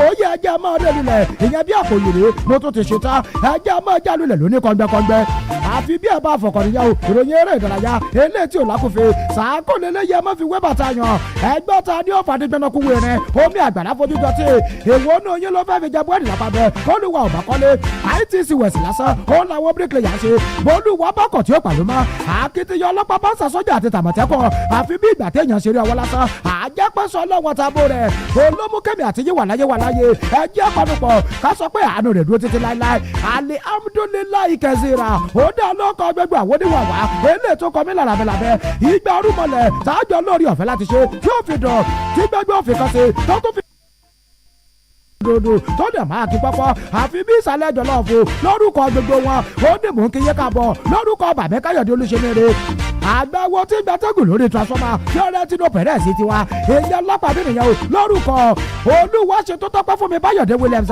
adélé ọ̀gá àgbà èyí fúnkànnì tí wọ́n gbé ẹnjìnì Adébáyọ̀ Àyọ̀bámẹ́ adarí ẹ̀ka tó mójútó gbogbo oníṣẹ́ tá a fi gbé òsàfẹ́fẹ́ èyí ọlọ́pàá bí gangan nìyẹn o lórúkọ everybody wọn àti gbogbo àwọn òṣìṣẹ́ eléyìí ìtajọ́ ṣiṣẹ́ lápá bí tó ń ti gbogbo àwọn sàádé eléyìí ìtajọ́ mẹ́tò tò ní wá lórúkọ wọn ó ní mò ń kí yín káàbọ̀ èyí sórí ètò ti lórí ọ̀dọ́ Midas èyí fótò nínú yẹn o kọ ọmọ nìjánu ọmọ okùn tí ẹni yẹn nìjánu ẹsẹ àìsí rèmé máa lo mẹkùn lẹtọ Ọ̀túnba Bernard Fájemiro odidi ọmọ nọ́mbà 1 ẹjẹ ńlá gbogbo àwọn àkàròyìn rẹ nìyà ó yáṣẹ ti wà ń bẹ ojú òpó Facebook at Midas Radio 905 Abubakar ọmọ pulo òun àtàwọn olùbọ̀tẹ̀ Christopher àwọn yẹn ti gbórí wọlé at Midas Radio 905 bẹ́ẹ̀ni náà bá ti wà ń bẹ ẹ láìkí ẹ kọ́mẹ̀ntì ẹ wá lórí ọ̀fẹ́ láti ṣe ààrẹ ẹ pé kọ́ kárí ilé kárí oko ẹ pé kọ́ dé gbogbo ọ̀nà tó jẹ àti lẹ́sẹ̀ kòkó nìyẹn o ẹ jẹ́ kọ́ mọ̀ náà bọ́ọ̀bà gbogbo wọn ti dé òní lọ́jọ́ Jímọ̀ ọjọ́ kẹfà oṣù kẹta ọdún 2026 sí àmọ́ kí àwọn ọmọ ìyá wa èyẹ nínú ẹ̀sìn Islam pé asàlámù alaykum wa rahmatullahi wa barakatuh ṣé wọ́n ti dá mi lónìí gbòòrò ayé wọ́n ní wa alaykum salama wa rahmatullahi wa barakatuh bẹ́ẹ̀ bá ti dáhùn tán ó yẹ ẹ̀wọ̀nù márùwá ẹ̀wọ̀nù kẹ̀kẹ́ ẹ wọnú taxi àti gbogbo orí ọ̀kadà ẹ ti máa rí pápá bí gangan òun làwọn tèmí ń gbọ́ lápá bẹ́ẹ̀ àwọn ọlọ́kadà 1000 earpiece èèyàn létí ẹyọ kọ̀ọ̀kan torí ibà méjì kọ́ wọ́n fẹ́ bọ́gbà gbogbo wọn ẹ máa lọ́fíìsì ìjọba ẹ máa wọbẹ̀ lẹ́yọkọ̀ kéjeje ẹ rí bọ́sẹ̀ yín rédíò sókè lálá àwọn gan fẹ́ fetí kò lápá bẹ́ẹ̀ nígbà wọn láìkì àkùnfin jẹ́ kí n gbéra ẹ jẹ́ lọ rèé kàrò yẹn torí ibà méjì kọ́ àtètè lọ́la ìtètè dé ẹ jẹ́ gbéra tán àwọn òròyìn tó wà wájú wa kásáré já wọn lulẹ̀ bí àpò ẹ̀wà ẹ jẹ́ ọlọ́rẹ̀ já wọn lulẹ̀ èyàn bí àpò yèrè nìyẹn o bẹ́ẹ̀ bá ti dé bẹ́ẹ̀ ó yẹ pápá àgbéra ẹ kọ́kọ́ ṣe àkíní yẹn ẹ jẹ́ kí ṣe àyẹ́gbéra tán ó ń lọ̀rọ̀ ìbálẹ́jọ́ náà ògùn sákédayọ̀ ó ti ṣe àbí ìṣe rẹ̀ Abubakar ọmọ pulo ẹgbẹ́ ṣe àṣìyẹn ṣe ẹ jẹ́ kó lọ lóníwọ̀ ọ̀rọ̀wọ̀ kó lọ sọ́wọ́ wájú sí lápá abẹ àwọ̀ lómọ̀tẹ́ Christopher Degema ó yẹ ẹgbẹ́ kínní yẹn ẹ jẹ́ kó máa tún àbàjẹ́ sọ́wọ́ wájú inú ìdíje bọ́ọ̀lù aláfọwọ́jù eré ìdárayá bọ́ọ̀lù aláfọwọ́jù èyàn sínú àpẹẹrẹ ibẹ̀ ni wọ́n ti bẹ̀rẹ̀ èyàn lóòrọ̀ tó ní gangan nìyẹn o torí bá méjì kọ́ ikọ̀ àgbà ọ̀jẹ̀ tí ń fọwọ́ lu bọ́ọ̀lù sínú àpẹẹrẹ èyàn fúnbìnrin lórílẹ̀‐èdè Nàìjíríà mò ń sọ nípa ikọ̀ ẹgbẹ́ agbábọ́ọ̀lù D Tigers nìyẹn o lánàá wọ́n ti lórí ọ̀fẹ́ láti gbé wọn bóde àwọn agbábọ́ọ̀lù 12 eléyìí tí wọ́n máa kó lọ èyàn sínú ìdíje kò mẹ́sẹ̀ yọ tani ọ̀lọ́ kópa nínú fi ẹ̀yẹ tilẹ̀ àgbáláyé eléyìí tó máa wáyé èèyàn lórílẹ̀‐èdè France nìyẹn o ṣebí mo jẹ́ ayé tán lánàá pé wọ́n ti ṣèyọ síra wọn èèyàn láàyè àjẹta orílẹ̀‐èdè Nàìjíríà àti màwọn tá a máa kojú èèyàn lórílẹ̀‐èdè France nìyẹn o ìlú Lyon ó ní wọ́n ti lórí ọ̀fẹ́ láti máa gbéná wojú ara wọn èèyàn lápá bẹ́ẹ̀ wọ̀nyí ní ọkọ̀ àwọn 12 eléyìí tí wọ́n lórí ọ̀fẹ́ láti gbé bọ́ọ̀dì lánàá olùkọ́ni Rana Wakama olólórí ọ̀fẹ́ láti ṣe kẹ́pẹ́ ọkọ̀ àwọn agbábọ́ọ̀lù yẹn èèyàn sì gbèrò ayé nìyẹn o àwọn agbábọ́ọ̀lù eléyìí tí ó sojú Nàìjíríà rẹ o lára wọn láti rí Ezinne Kanu ó máa lórí ọ̀fẹ́ láti lọ Sarah Ogoke òun náà máa lórí ọ̀fẹ́ láti wà ń bẹ̀ Ami Okonkwo òun náà máa lórí ọ̀fẹ́ láti wà ń bẹ̀ nìyẹn o òun àti Promise Amukamara òun náà máa wà ń bẹ̀ bákan náà Elizabeth Balogun Nicole Enabose Victoria Makole Majanatu Musa Palas Kunayi Akana Richard Igboke Ifunaya Okoro àti Blessing Ejiafọ àwọn agbábọ́ọ̀lù 12 eléyìí tí ó sojú Nàìjíríà nìyẹn o ṣe mọ́tò yẹn ọjọ́ 11 nínú oṣù kẹta èèyàn máa ṣẹlẹ́bọ̀ ó ní ìdíje yẹn máa bẹ̀rẹ̀ ó dẹ̀ máa parí èèyàn lọ́jọ́ 17 èèyàn nínú oṣù kẹta March 17 òun ló máa lórí ọ̀fẹ́ láti parí eyín ò lápá bẹ́ẹ̀ ṣéèkì mọ́tò yẹn jẹ́ orílẹ̀-èdè Nàìjíríà bó bá di ọjọ́ 12 oṣù kẹta a máa kojú orílẹ̀-èdè South Korea kó tó di pa àkojú Philippines èèyàn lọ́jọ́ 14 oṣù kẹta nìyẹn o àwọn àti orílẹ̀-èdè France àjọ máa kojú ara wa èèyàn lọ́jọ́ 15 èèyàn nínú oṣù kẹta tó bá wá di ọjọ́ 17 èèyàn nínú oṣù kẹta àwọn àti orílẹ̀-èdè Germany àwọn alájọ kojú ara wa èèyàn ò lápá bẹ́ẹ̀ ṣé àwọn àrí ikọ̀ mẹ́ta àkọ́kọ́ eléyìí tó bá lékè tábìlì àwọn ní olórí ọ̀fẹ́ láti lọ èèyàn sábàlá tó kàn tá a bá ń sọ nípa ìdíje kò mẹ́sẹ̀ yọ tá a ní òlò kópa èèyàn nínú fi ẹ̀yẹ ilẹ̀ àgbáláyé àwọn tí ń fọwọ́ ju bọ́ọ̀lù sínú apẹ̀rẹ̀ ó ní kíní yẹn wà fún lápá bẹ́ẹ̀ ó yá mo gbéra mo kú ń bẹ́ẹ̀ ó dínú ìdíje tèrè sísá ṣé kí n mọ́tò yẹn wọ́n ti ń lórí ọ̀fẹ́ láti múra lẹ̀ báyìí èèyàn lónìí ni o òní ní díje ti Champs Athletic Classic òun ló máa lórí ọ̀fẹ́ láti wáyé èèyàn nílùú Calabar òun ni wọ́n ti láǹfààní wọ́n ti sákèlè yẹn síra wọn èèyàn lónìí nìyẹn gẹ́gẹ́ bí ìròyìn eléyìí tó ṣe kẹ́pẹ́ ìsọwọ́ ti wá èèyàn lọ́pàbẹ̀ ṣéèkì mọ́tò yẹn ọjọ́ Thursday àná òun ní díje yẹn òun ló ti lórí ọ̀fẹ́ láti bẹ̀rẹ̀ bó bá wà dọjọ́ àbámẹ́ta èèyàn ọ̀la sátidé òun ló máa wá sọ̀pẹ̀ lápàbẹ̀ ṣùgbọ́n lónìí gangan òun lórílẹ̀‐èdè Nàìjíríà òun ló máa lórí ọ̀fẹ́ láti kópa èèyàn lápá bẹ́ẹ̀ gẹ́gẹ́ bí ìròyìn eléyìí tí ń tẹ̀ wá lọ́wọ́ ìdíje yẹn òun ni wọ́n máa fi mọ̀ ta ni ó lọ kópa nínú ìdíje tilẹ̀ Ife ẹ̀yẹ ilẹ̀ àgbáláyé èèyàn tó wà fáwọn eléré sálápá bẹ́ẹ̀ tẹ́ ẹ wá rí lónìí orílẹ̀-èdè Nàìjíríà àwọn àti Ethiopia àwọn méjèèjì lájọ wà èèyàn lórí ọ̀dàn nìyẹn o wọ́n máa gbé súnmọ́ra wọn èèyàn lápá bẹ́ẹ̀ lára àwọn ìdíje eléyìí tó máa wáyé ó ní 4x400 mítà wọ́n máa lórí ọ̀fẹ́ láti sá yẹn èèyàn lóde gàgà nìyẹn gẹ́gẹ́ bí ìròyìn eléyìí tó padà bọ́ sí alọ́ èèyàn lápá bẹ́ẹ̀ ó yá mo gbéra padà ó dínú díje bọ́ọ̀lù aláfọwọ́jù sínú apẹ̀rẹ̀ ibẹ̀ mo padà sí ikọ̀ dìdí Tigers èèyàn ikọ̀ tọkùnrin nìyẹn o torílẹ̀-èdè Nàìjíríà àwọn ti jábọ́ lórí àkàbà àgbéléwọ̀n àwọn orílẹ̀-èdè tó mọ bọ́ọ̀lù aláfọwọ́jù sínú apẹ̀rẹ̀ dájú lọ èèyàn lábala tàwọn ọkùnrin ẹgbà mi ẹ̀rà mi kalẹ̀ níbo làwọn sàbẹ̀ wà èèyàn láàárọ̀ ojú òpó Facebook ṣe wá fírò báyìí àbẹ́ẹ̀ tí ìjíni oorun sàrídùn everybody ó yẹ máa bọ̀ at Midas Radio 905 ojú òpó yẹn fi ro ẹ láìkí o ẹ kọ́mẹ̀ntì o ẹ wá sí àkólọ dáadáa ó ń lọrùn ìbálẹ́jọ́ náà ó yẹ pápápá apá abóni ti mọ àníkọ́ ti dìde Tigers wọ́n lórí ọ̀fẹ́ láti jábọ́ èèyàn lórí àkàbà ìgbéléwọ̀n àwọn agbábọ́ọ̀lù àbí orílẹ̀-èdè tó mọ bọ́ọ̀lù aláfọwọ́jù sínú apẹ̀rẹ̀ gbájú lọ èèyàn lọ́bọ̀ọ́lá tàwọn ọkùnrin ṣé kí mọ́tò yẹn ipò ẹlẹ́ẹ̀kẹtàléní àádọ́ta òun lórílẹ̀‐èdè Nàìjíríà òun ni wọ́n jábọ́ sí báyìí o ó tiẹ̀ jẹ́ pé ipò kejìléní àádọ́ta òun ni wọ́n lórí ọ̀fẹ́ àbí ipò kọkàndínní àádọ́ta ni wọ́n wà tẹ́lẹ̀ ṣùgbọ́n báyìí wọ́n ti jábọ́ lọ́nà mẹ́rin àkàbà mẹ́rin ọ̀tọ̀ọ̀tọ̀ òun ni wọ́n fi rẹ́ wọn lulẹ̀ pàtìlápá bẹ́ẹ̀ ipò karùndé ipò kẹtàléní àádọ́ta èèyàn 53rd position òun ni wọ́n lórí ọ̀fẹ́ láti wà èèyàn lápá bẹ́ẹ̀ gẹ́gẹ́ bí ìròyìn tuntun eléyìí tó bọ́ọ̀dé sí gbòòrò ayé ó lè méjì ayé tó lápá bẹ́ẹ̀ lónìí nínú eré ìdárayá ẹ̀sẹ́ kíkan òní ló máa wá sókè o èyí ìdíje ti National Boxing Federation trial níbi wọ́n ti fẹ́ mú àwọn abẹ̀sẹ́kù bí ojú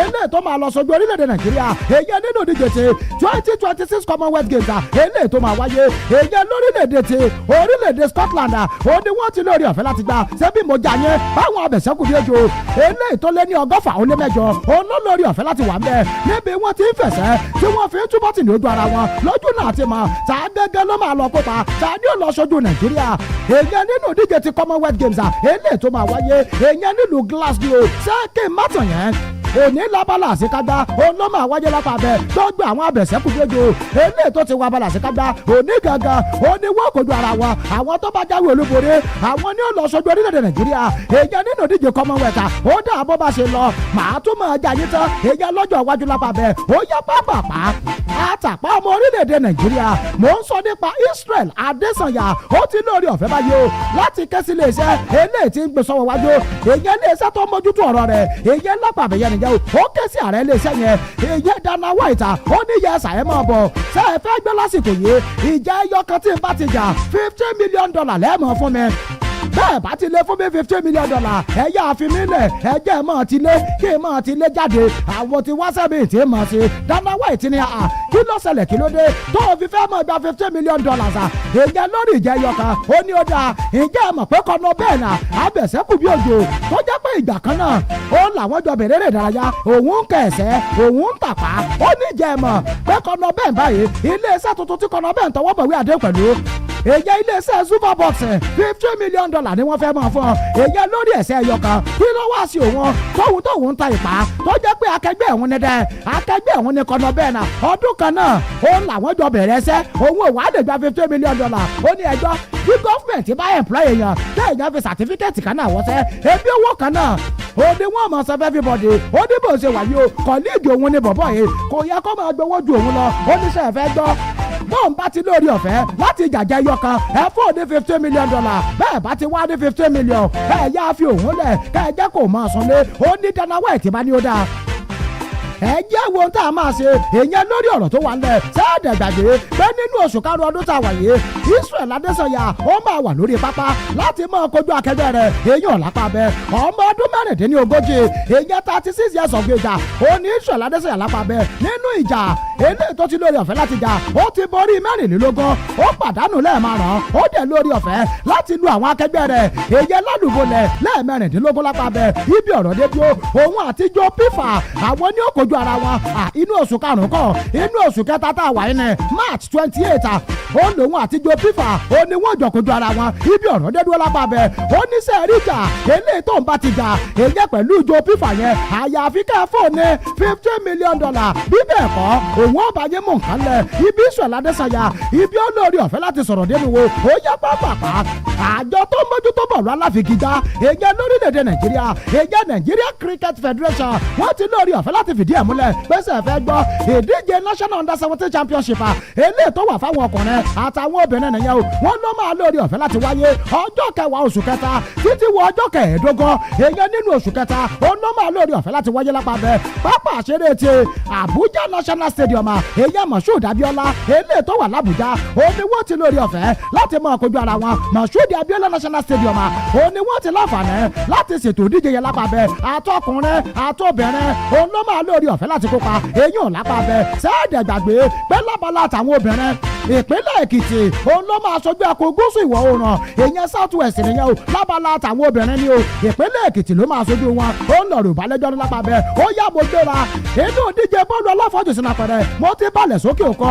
LeBron James ó lórí ọ̀fẹ́ láti fi tàn balẹ̀ èyàn lánàá sẹ́kì mọ́tò yẹn lápá bẹ́ẹ̀ ibi ọ̀rọ̀ dé dúró LeBron James ní ẹ̀wò ìtàn tuntun tó fi balẹ̀ lánàá ó ti di agbábọ́ọ̀lù ọkùnrin àkọ́kọ́ eléyìí tí ó lórí ọ̀fẹ́ láti mi àwọn jò èyàn lásìkò tó wà èyàn lórí pápá gangan nìyẹn o sẹ́kì mọ́tò yẹn Karim Abdul-Jabbar òun ló lórí ọ̀fẹ́ láti ní àmì ẹ̀yẹ yẹn òun ló ní rẹ́kọ̀dù yẹn lọ́wọ́ tẹ́lẹ̀ ṣùgbọ́n lánàá LeBron James òun lórí ọ̀fẹ́ láti fìtàn balẹ̀ bó tiẹ̀ jẹ́ pé ìfẹsẹ̀wọnsẹ̀ tó gbá lánàá èyàn fún Los Angeles Lakers òun àti Donovan Mitchell àwọn méjèèjì wọn kojú ara wọn ṣùgbọ́n lẹ́yìn ọ̀rẹ́ yẹn ikọ̀ Los Angeles Lakers àwọn fẹ̀yìn balẹ̀ lápá bẹ́ẹ̀ ṣùgbọ́n o LeBron James àwọn mọ́kànléníogójì eléyìí tó mì lánàá òun ló fi lórí ọ̀fẹ́ láti fìtàn balẹ̀ ó ti wá di agbábọ́ọ̀lù eléyìí tó jẹ́ pé agbábọ́ọ̀lù aláfọ́jù sínú apẹ̀rẹ̀ tó tì mí àwọn jùlọ èèyàn lásìkò tó wà lórí pápá ni o bó ti lórí ọ̀fẹ́ láti fìtàn yẹn balẹ̀ lánàá ó ń lè mí gayé tán lápá bẹ́ẹ̀ ó yá pápápá ẹjẹ́ máa gbéra lọ sínú ìdíje bọ́ọ̀lù aláfigigbá èèyàn lórí ilẹ̀ ó yá máa gbé mi lọ ọmọ orílẹ̀-èdè Britain èèyàn Sona Carter òun àti Jacob Fenley àwọn méjèèjì ó lórí ọ̀fẹ́ láti tẹ̀sọ́wọ́ wájú èèyàn nínú díje tí Indian Wells nìyẹn o eléyìí tó lọ lọ́wọ́ èèyàn lórílẹ̀‐èdè India lánàá wọ́n lórí ọ̀fẹ́ láti fìyà jẹ àwọn akẹgbẹ́ wọn eléyìí tí wọ́n kojú lápá bẹ́ẹ̀ sẹ́ẹ̀rí Sonakata ó fìyà jọ ọmọ orílẹ̀‐èdè Thailand èyẹ lánàá tààrà rúdè àmì ayò 6-4 òun ló fi fìyà jẹ lápá bẹ́ẹ̀ lábala tó kàn òun àti Emma Navarro àwọn méjèèjì wọn jọ kojú ara wọn sẹ́ẹ̀ ń gbádùn ẹ̀ lápá bẹ̀ yẹn sẹ́ẹ̀ wá díje kan fẹ́lẹ̀ jẹ òun ti fìyà jẹ ọmọ orílẹ̀-èdè ti òkè ọmọ orílẹ̀-èdè Britain ó lòun fìyà jẹ èèyàn lápá bẹ́ẹ̀ Damadum Zola àmì ayò 6-3 ló fi fìyà jẹ lábala tó kàn òun àti Taylor Freezer ọmọ ilẹ̀ Amẹ́ríkà àwọn méjèèjì ọmọ kojú ara wọn èèyàn lápá bẹ́ẹ̀ bó ṣe wà lápá bẹ́ẹ̀ yẹn nìyẹn o sẹ́ẹ̀ ní Frank Jones òun fìyà panu lánàá Kẹ́ládé lónàá àmì 6-3 sẹ́wárí Kẹ́ládé òun àti Iga Swiatek àwọn méjèèjì wọn jọ máa kojú ara wọn lónìí Emma Raducanu òun àti Anastasia Zakharova ọmọ orílẹ̀-èdè Russia àwọn méjèèjì ó jọ kojú ara tiwọn ìfẹsẹ̀wọnsẹ̀ àkọ́kọ́ eléyìí tí Emma Raducanu máa gbá èyẹ nínú ìdíje yìí nìyẹn o ó yẹ pápápá ẹjẹ ń gbéra kí n kó ń bẹ̀ ẹjẹ́ máa gbéra lọ́dún díje bọ́ọ̀lù aláfẹsẹ̀gbá torí pé lópin ọ̀sẹ̀ yìí àwọn ìfẹsẹ̀wọnsẹ̀ máa wáyé èèyàn nínú díje líìgì àgbọ̀jẹ̀ èèyàn torílẹ̀-èdè Nàìjíríà àti líìgì onípele keje èèyàn lápá bẹ́ẹ̀ ẹjẹ́ kọ́kọ́ bẹ̀rẹ̀ gbé láti inú díje líìgì onípele keje èèyàn torílẹ̀-èdè Nàìjíríà èèyàn díje NLL nìyẹn o ó yá bó ló ṣe wà sí bó gangan wọn ti kojú ara wọn èèyàn lópin ọ̀sẹ̀ nìyẹn o ẹjẹ́ máa jà yín tán torí pé àjà tán èèyàn máa fa pírọ́blẹ̀mù fàṣọrọ èèyàn nígboro ayé nìyẹn o tó bá ti di láago 7 àrọ̀lẹ́ òní ikọ̀ ẹgbẹ́ agbábọ́ọ̀lù First Bank òun àti Rovers FC àwọn méjèèjì ó jọ máa rá roborobo èèyàn níwájú ara wọn nìyẹn o aago 7 ọ̀sán ọ̀la Adamawa United òun àti First Beach àwọn méjèèjì ó máa bira wọn ṣubú èèyàn lọ́la nìyẹn ikọ̀ ẹgbẹ́ agbábọ́ọ̀lù City FC èèyàn láti ìlú Àbújá òun àti ikọ̀ ẹgbẹ́ agbábọ́ọ̀lù ti Mighty Jet àwọn méjèèjì ó máa ṣe kìnìyàn fúnra wọn ikọ̀ Doma United òun àti FC Basira àwọn méjèèjì ó máa bà á bẹ́tẹ́bẹ́tẹ́ èèyàn níwájú ara wọn nìyẹn o ikọ̀ tí ẹ̀dẹ́lẹ̀sẹ̀ òun àti Crown FC èèyàn t'Ògbómọ̀ṣọ́ Gateway United òun àti Beyond Limit FC àwọn méjèèjì wọ́n máa ń rúnra wọn lápá bẹ́ẹ̀ Godswill Akpabio òun àti Èkìtì United ọjọ́ Sunday nìyẹn máa wáyé ikọ̀ ẹgbẹ́ agbábọ́ọ̀lù Atlanta òun àti Smart City ó máa kojú ara wọn Abia Cometa yóò lọ gbéjà Kanta Lagos mọ́lẹ̀ èèyàn lọ́jọ́ Sunday nìyẹn o bákan náà ikọ̀ ẹgbẹ́ agbábọ́ọ̀lù Kada Warriors òun àti Sokoto United àwọn méjèèjì ó máa wọ ṣòkòtò ya èèyàn síra wọn nídìí ikọ̀ Lobby Stars òun àti Abubakar Bukola Saraki ikọ̀ Ṣú United yóò wà nílé ogbó òun àti Akwa United yóò máa kojú ara wọn Rangers Bees òun àti Jigawa Golden Star ikọ̀ ẹgbẹ́ agbábọ́ọ̀lù ti Gombe United òun àti Yobe Desert Stars àwọn náà máa kojú ara wọn Sporting Lagos òun àti Abakaliki FC àwọn méjèèjì wọ́n jọ láǹfààní láti máa fìjà pẹ́ta ikọ̀ Stormers òun àti Solution FC àwọn méjèèjì ó máa ṣe kíníjà fúnra wọn bọ́sẹ̀ wà ńlẹ̀ èèyàn tí a bá ń sọ nípa ìdíje líìgì onípele keje èèyàn torílẹ̀-èdè Nàìjíríà nìyẹn o ó yẹ eré gbogbo tẹ̀sẹ̀ tẹ̀rẹ̀ ó dínú díje líìgì àgbọ̀jẹ̀ èèyàn torílẹ̀-èdè Nàìjíríà èèyàn Nàìjíríà Professional Football League ó yábọ̀ ló ṣe máa wáyé èèyàn lókè ọ̀sẹ̀ yìí ẹjẹ́ sáré jà yín tó lápá bẹ́ẹ̀ ọjọ́ Sunday ó ní gbogbo àwọn ìfẹsẹ̀wọnsẹ̀ ó lọ́ máa lórí ọ̀fẹ́ láti wáyé ẹ̀yin tí a wà lójú òpó yẹn ẹ ṣí akíní yẹn ẹjẹ́ ó lọ èèyàn tó wà ń bẹ̀ ó dẹ̀ sì kéré gan dáadáa Adétúnjí James Ọlọ́runṣọ́ ó ti ṣí àrẹ̀ lápá bẹ́ẹ̀ nú Àjàyè òun náà ṣí àrẹ̀ Fálàyè pásítọ̀ kí Olúkáyọ̀dé Prince Ayọ̀mídé àwọn tó ṣí àrẹ̀ nìyẹn o Ògúnṣakídayọ̀ ó ti ṣí àlẹ́ kan Abubakar ọmọ Búlò ó yẹ ẹgbẹ́ ṣí àsìyẹn táwọn èèyàn tó pọ̀ kí wọ́n lè padà darapọ̀ bẹ́ẹ̀ ṣe wọ́n ń ṣí àrẹ̀ ẹ mọ̀ láìkì ẹ̀ lápá bẹ́ẹ̀ kẹ́ ẹ̀ tó drop kọ́mẹ̀ntì ó dáa tó bá di lọ́jọ́ Sunday àwọn ìfẹsẹ̀wọnsẹ̀ tí mo fẹ́ kàyé ọjọ́ Sunday ló máa wáyé aago 7:30 oníkọ̀ Kanopila oní òkojú Barawa FC ikọ̀ Katsina United òun àti Kwara United àwọn méjèèjì ó máa kojú ara wọn ṣé àwọn ará wọn ìfẹsẹ̀wọnsẹ̀ eléyìí tí mo fẹ́ kàyé ọjọ́ Sunday ló máa wáyé o aago 4 ìrọ̀lẹ́ òní wọ́n máa kojú ara wọn Abia Warrior òun àti Shooting Star Enugu Ranger òun àti Remo máa gbìyànjú ẹ̀wò ikọ̀ Kun Khalifa yóò máa gbàlejò Bayelsa United ikọ̀ Nasarawa òun àti Korodu City Plateau United òun àti Niger Tornadoes ikọ̀ Rivers United òun àti Bende Insurance yóò máa kojú ara wọn ikọ̀ Warri Wùbà òun àti Èyínbà ikọ̀ ẹgbẹ́ agbábọ́ọ̀lù Wiki Tourist òun àti El Kanemi Warrior bí wọ́n ti máa kojú ara wọn èèyàn lọ́jọ́ Sunday nìyẹn o bá a bá ń sọ nípa ìdíje líìgì àgbọ̀jẹ̀ èèyàn torílẹ̀-èdè Nàìjíríà ó yẹ pápápá ó dínú ọjọ́ FIFA àbí àjọ CAF àjọ tó ń bójútó ọ̀rọ̀ bọ́ọ̀lù aláfẹsẹ̀gbá èèyàn ní nílẹ̀ adúláwọ̀ wọ́n ti lórí ọ̀fẹ́ láti kéde rẹ̀ ìsúnsíwájú ife ẹ̀yẹ ilẹ̀ adúláwọ̀ eléyìí tó wà èyẹ fáwọn obìnrin nìyẹn o sáà mọ̀ pé nínú oṣù tá a wà yìí òun ló yẹ kí díje yẹn òun ló yẹ kó lórí ọ̀fẹ́ láti wáyé èyẹ lórílẹ̀‐èdè Morocco ṣùgbọ́n lánàá àjọ káàfù ni ó da ọ̀nà oko gan èyàn á máa padà dípò ọ̀nà ẹ̀nà wọ́n ní sẹ́ẹ̀rí díje táwọn ló máa wáyé ní oṣù kẹta yẹn ọlọ́run ọba mi ń gbé wà láìtàláì kò ní wáyé mọ́ o èyàn nínú oṣù kẹta àwọn ti wá gbé ó di tààràtà inú oṣù keje àti inú oṣù kẹjọ ọdún tá a wà yìí òun ló máa lórí ọ̀fẹ́ láti wáyé èyí ò lápá bẹ́ẹ̀ gẹ́gẹ́ bí ìròyìn eléyìí tó tẹ̀ wá lọ́wọ́ àjọ káàfù ni ẹ̀ wò àwọn ti kàn sí gbogbo àwọn tó yẹ káwọn kàn sí àjọ FIFA orílẹ̀-èdè tó máa gbàlejò àtàwọn yòókù tó ní nǹkan ṣe èèyàn nínú òdíje yẹn nìyẹn o wọ́n ní ẹ̀ nígbà táwọn parí ìpàdé pẹ̀lú wọn àwọn rí pé ẹ̀ wò ní táwọn ó ṣe ó ní pé àwọn ó sún ìdíje yẹn èèyàn sọ́wọ́ iwájú lápá bẹ́ẹ̀ báyìí o ìdíje fi ẹ̀yẹ ilẹ̀ adúláwọ̀ kò ní lórí ọ̀fẹ́ láti wáyé mọ́ èèyàn nínú oṣù kẹta tààràtà inú oṣù keje àti kẹjọ òun ló máa padà wáyé báyìí ọgbà bẹ́ẹ̀ àjọ NFF àjọ tó mójútó bọ́lá ti dá èèyàn lórílẹ̀‐èdè Nàìjíríà àwọn ti wá ní ó dáa gbọ́dọ̀ àwọn agbábọ́ọ̀lù ikọ̀ àgbọ̀jọ́ obìnrin eléyìí tó ti wà ń bùbọ̀ àgbàladì tẹ́lẹ̀ ó yẹ ẹ padà sínú ikọ̀ yín ẹ máa lọ ẹ padà síbi tẹ́ ẹ ti ń bọ̀ sáà gbàgbé báwọn agbábọ́ọ̀lù ti gbórí wọlé èèyàn sínú ikọ̀ Super Falcons tẹ́lẹ̀ wọ́n gbà fẹsẹ̀wọnsẹ̀ ọlẹ́sọ̀rọ̀ méjì èèyàn pẹ̀lú orílẹ̀‐èdè Cameroon ní múra sílẹ̀ èèyàn débi ẹ̀yẹ ilẹ̀ adúláwọ̀ ṣùgbọ́n gbà wọ́n ti sún díje báyìí kí làwọn agbábọ́ọ̀lù tó ń dúró ṣe àgbẹ̀ NFF ni ó dáa gbogbo yín ẹ máa lọ ẹ padà sínú kọ̀tẹ́ ti wá ó ń lọ rògbà lẹ́jọ́ náà Nìṣọ́lá Babájídé àtàmọ́tàṣe ikọ̀ Super Falcons òun ti wá bẹnu àtẹ́ èyàn lu àjọ káàfó bí wọ́n ti lórí ọ̀fẹ́ láti sún díje èyàn sọ̀wọ́ wájú lápá bẹ̀ Nìṣọ́lá Babájídé ní ó ga o bó bá ti dọ̀rọ̀ obìn òun lẹ́ẹ̀mọ̀ sùn ẹ wà á máa ṣe yọ̀bọ̀yọ̀bọ̀ bó ṣe wù yín lápá bẹ̀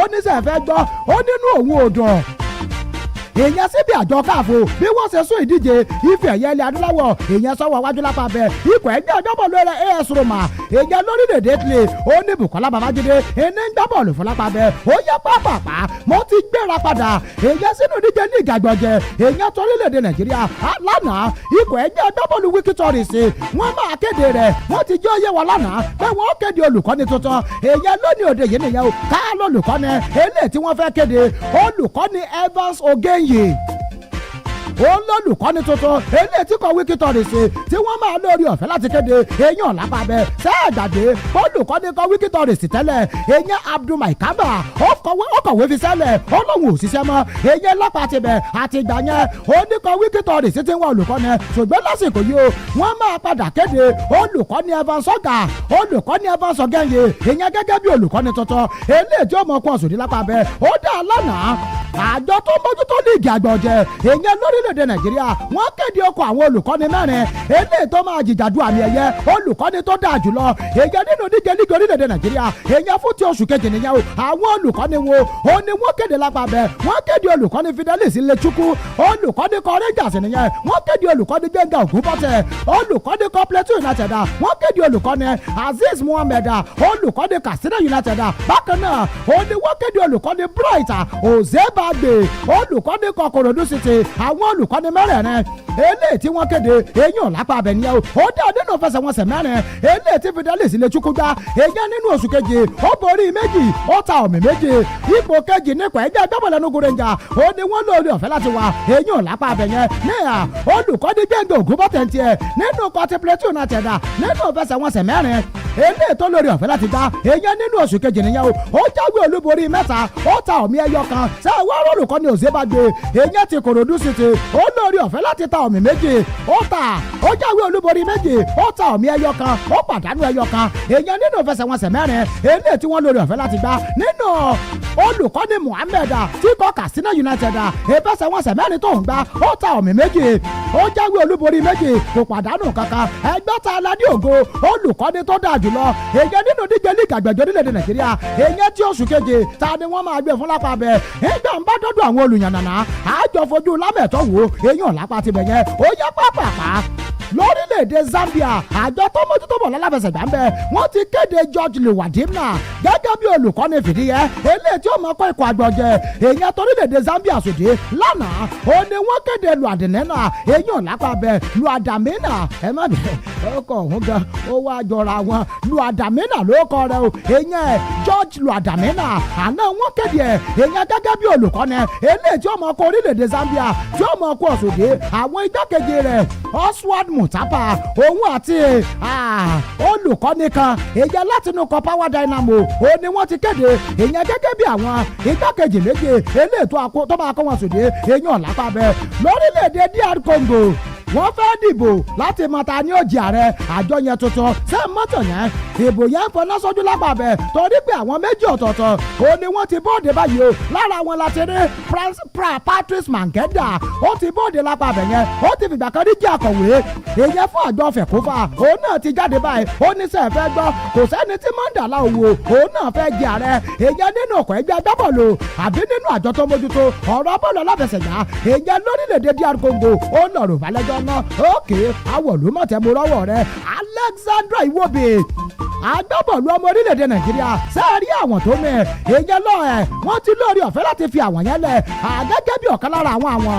eléyìí tó ṣe dáadáa jùlọ èyàn nínú oṣù kejì nìyẹn o àwọn tí Alexander Iwobi mẹ́ lọ́jọ́ tí kò Fulham tó fi ìyàjẹ́ kọ Sunderland àmì ayò 3-1 wọ́n ti fọ́ọ̀kù àwọn yẹn lẹ̀ èyàn gẹ́gẹ́ bí ọ̀kan lára àmì ayò eléyìí tó máa lórí ọ̀fẹ́ láti ṣe dáadáa jù èyàn nínú oṣù kẹsàn-án nìyẹn jẹ́ mọ́ tẹ̀sọ́wọ́ wájú ṣé ń lọ polówó ọjà torí bá méjì kọ́ òkè òkú ti ń pè mí finally àwọn tèmi wọ́n ti lẹ̀kùn ẹ̀ sápá bẹ́ẹ̀ wọ́n ní sẹ́ẹ̀ fẹ́ gbọ́ aláyé gbé wa tó àbáyé gbé wa lókè òkun yá gbọ́n tó ṣẹlẹ̀ lápá bẹ́ẹ̀ ẹ jẹ́ ń kọ́kọ́ ka àwọn ìfẹsẹ̀wọnsẹ̀ eléyìí tó máa wáyé lópin ọ̀sẹ̀ yìí èyí jákèjádò ilẹ̀ Yorùbá ẹ jẹ́ ń kà yẹn fún yín ná bí n bá kù ń bẹ̀ ń wà á sẹ́mi mọ́ bí n bá sẹ́mi mọ́ bí n bá dé ń lórí ọ̀fẹ́ láti tẹ̀síwájú èyí ò lápá bẹ́ẹ̀ lónìí nínú díje Spanish La Liga ikọ̀ ẹgbẹ́ agbábọ́ọ̀lù Celta Vigo òun àti Real Madrid àwọn méjèèjì ó máa kojú ara wọn aago 9 ìfẹsẹ̀wọnsẹ̀ yẹn máa wáyé ikọ̀ Bayern Munich òun àti Borussia Mönchengladbach aago 9 aago 8 lálẹ́ òní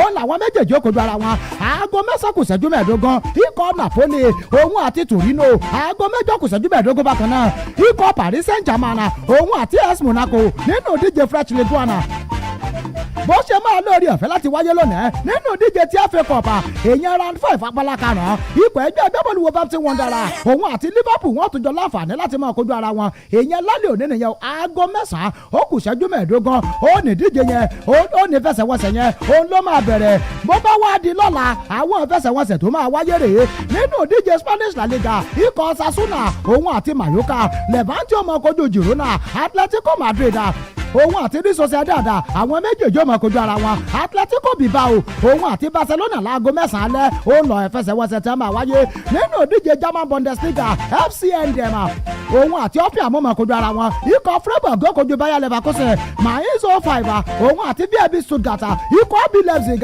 yóò máa kojú ikọ̀ Augsburg ikọ̀ Wolfsburg òun àti Hamburg ó máa kojú ara wọn FC Cologne òun àti Borussia Dortmund àwọn méjèèjì ó máa bára wọn fà á nínú ìdíje ti German Bundesliga nìyẹn o Italian Serie A Cagliari àti Como aago 3 lọ́sàn-án lánàá ikọ̀ ẹgbẹ́ agbábọ́ọ̀lù Atalanta òun àti Udinese ó máa kojú ara wọn ikọ̀ Juventus òun àti Pisa àwọn méjèèjì ó máa ṣe kíníyàn fúnra wọn lápá bẹ́ẹ̀ nínú ìdíje tí FA Cup èèyàn ti round 5 tó bá di lọ́la aago kan kọjá ìṣẹ́jú mẹ́ẹ̀ẹ́dógún ikọ̀ Mansfield Town òun àti Arsenal ó máa kojú ara wọn bó bá wà di láago 7 aago méje kù ṣẹ́jú mẹ́ẹ̀ẹ́dógún èèyàn 6:45 ikọ̀ West Ham òun àti Chelsea ó máa kojú ara wọn aago 9 lálẹ́ ikọ̀ Newcastle àti Manchester City tá a la tún ṣẹ̀bá ìtorí Ọlọ́run àwọn yòókù ní easy feature FA ẹ tó wo ohun tẹ́ ẹ fà wá ẹ̀yẹn nu Ọlọ́run ẹ sá à ń bínú orí ẹ fi fìlà dé the other place it's okay àwọn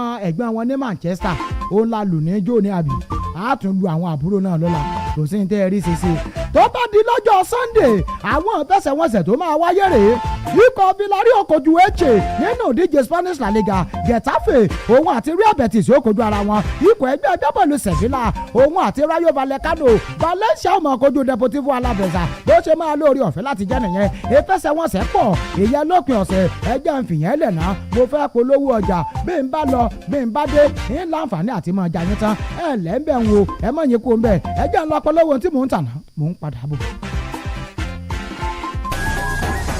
ojúlówó yàtọ̀ sí gbàrọ̀ gudu irú èyí ò wọ́pọ̀ lágbègbè yìí àwọn nǹkan èlò tí ń fini lọ́kàn balẹ̀ ohun gbogbo tẹ́ ẹ fẹ́ ń bẹ lójú kan nílé ìtajà G-Favour multi-concept global venture kò sí èèyàn tí ò nílò ohun tí G-Favour ń tà yálà ní bọ́ndù ni tàbí lẹ́yọyọ alára tó tà àbí fúnra ẹni lówó tí ò gún pa generator television fridge deep freezer washing machine microwave blender water dispenser AC lóríṣiríṣi ó pọ̀ ńlẹ̀ ní G-Favour multi-concept global venture àwọn ẹ̀ṣọ́ ilé bí àga àti tábìlì bí àfihàn ọba àwọn iná tó rẹwà lọ́pọ̀ pọ̀ yọ̀kú chandelier àwọn electrical àti electronic materials náà gbẹ̀yìn industrial ladder àti bẹ́ẹ̀ bẹ́ẹ̀ lọ ó pọ̀ ńlẹ̀ jọ kódà tó fi mọ́ solar panel inverter àti battery ẹ kàn sí G-Favour multi-concept global venture ní number 21 Okesa street Adó Èkìtì àti number 8 Ojúmọ̀ṣẹ́ Erégùrù Adó Èkìtì ẹ máa pe 0803 385 6500 tàbí 0903 054 4860 G-Favour multi-concept global venture gbogbo tẹ́ fẹ́ ń bẹ nílẹ̀ lóní bíbá. Bẹ́ẹ̀ni ẹgbẹ́ àwọn tó ń kọ́lé tó jẹ́ akọ́ṣẹ́mọṣẹ́ nílẹ̀ Nàìjíríà ẹ̀ka tìpínlẹ̀ Èkìtì ló ń ṣe ayẹyẹ ọjọ́ àwọn onímọ̀ ẹ̀rọ kọ́lékọ́lé ní Nàìjíríà lọ́jọ́ Friday ọjọ́ 13 oṣù kẹta ọdún tá a wà yìí Builders House tó wà ní dojúkọ Èkìtì State Pavilion lọ́nà NTA Àdó Èkìtì láti máa ṣe o a máa ṣe sightseeing àti courtesy visit sílé iṣẹ́ Èkìtì State Internal Revenue lọ́jọ́ Tuesday ọjọ́ 10 oṣù kẹta yẹn ọjọ́ Wednesday 11th of March ní Catch Them Young láwọn ilé ìwé kọ̀ọ̀kan ládó Èkìtì radio program and road show yóò wà lọ́jọ́ Thursday 12th of March national broadcasting àti Jumat yóò wà ní AUD Central Mosque ìyẹn Èkìtì lọ́jọ́ Friday ìyẹn 13th of March kí Thanksgiving tó wáyé ní RCCG Life Gate Èkìtì Province 4 headquarters àdéhùn Àdó Èkìtì ìyẹn lọ́jọ́ Sunday 15th of March gómìnà ìpínlẹ̀ Èkìtì His Excellency Bíọ́dún Àbáyọ̀mí Oyèbánjí lálejò pàtàkì ń bẹ̀ pẹ̀lú ọ̀pọ̀lọpọ̀ àwọn èèyàn jàǹkànjàǹkàn ló máa wà ń bẹ̀ Builder Fájuyàgbé Olúfẹ́mi Bólú àwọn làkọ̀wé Builder Máyọ̀wá Adébíyì lálága ẹgbẹ́ àwọn kọ́ṣẹ́mọṣẹ́ tó jẹ́ àkọ́lé nípínlẹ̀ Èkìtì Builder Aládétúyì Adékúnlé ní chairman planning committee àwọn náà ló ń kéde.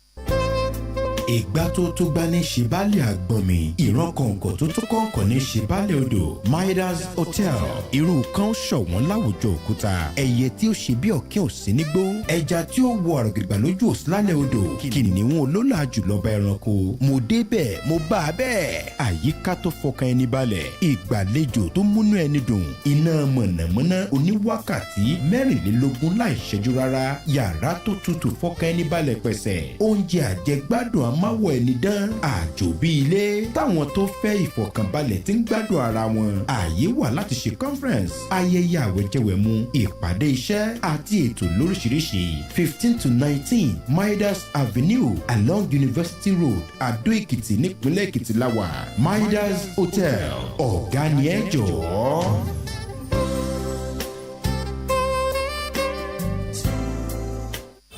Àlàyé ẹja ọsàn ló ń bọ̀ yìí o. ọmọ see her backside everything just dey shake. ọyọ kan mo ní a máa ra gabo ọmọ ẹlẹ yìí o orin tí mo ń wò ni. my backside dúró tí ń bọ̀. ọmọ ẹlẹ wá sí báyìí jọ.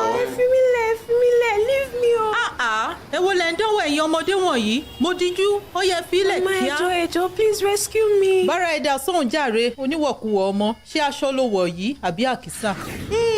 ọ̀rọ̀ wa dọwọ́ ẹ̀yin òbí wà yìí ẹ jẹ́ ká ṣe ojúṣe wa bó ti tó àti bó ti yẹ ká kọ́ àwọn ọmọ wa lọ́kùnrin àti lóbìnrin nípa bí wọ́n ti lè gbégbé ayé tó nítumọ̀ lórí ìrìnsí wọn ibi tí wọ́n jẹ̀ sí àwọn tí wọ́n jẹ àtọ́n tí wọ́n mu bí wọn ò ṣe ní wọṣọ níwọ̀kuwọ̀ àti irúfẹ́ ọ̀rẹ́ tí wọ́n bá ń bá rìn tó fi mọ́ kíkọ́ àwọn ọmọ wa ọkùnrin nípa bí wọ́n ti lè máa bá wọn obìnrin ṣe láwùjọ tí ò sì ní dọjọ́ iwájú kí wọ́n máa ṣìwàwù láàárín ìlú iṣẹ́ dọwọ́ yín o Midas Radio 90.5 FM Ládó Èkìtì ló ṣí wa létí pé ìwà ọmọlúàbí ló yẹ ká máa hu káwùjọ wa ó lè dáa.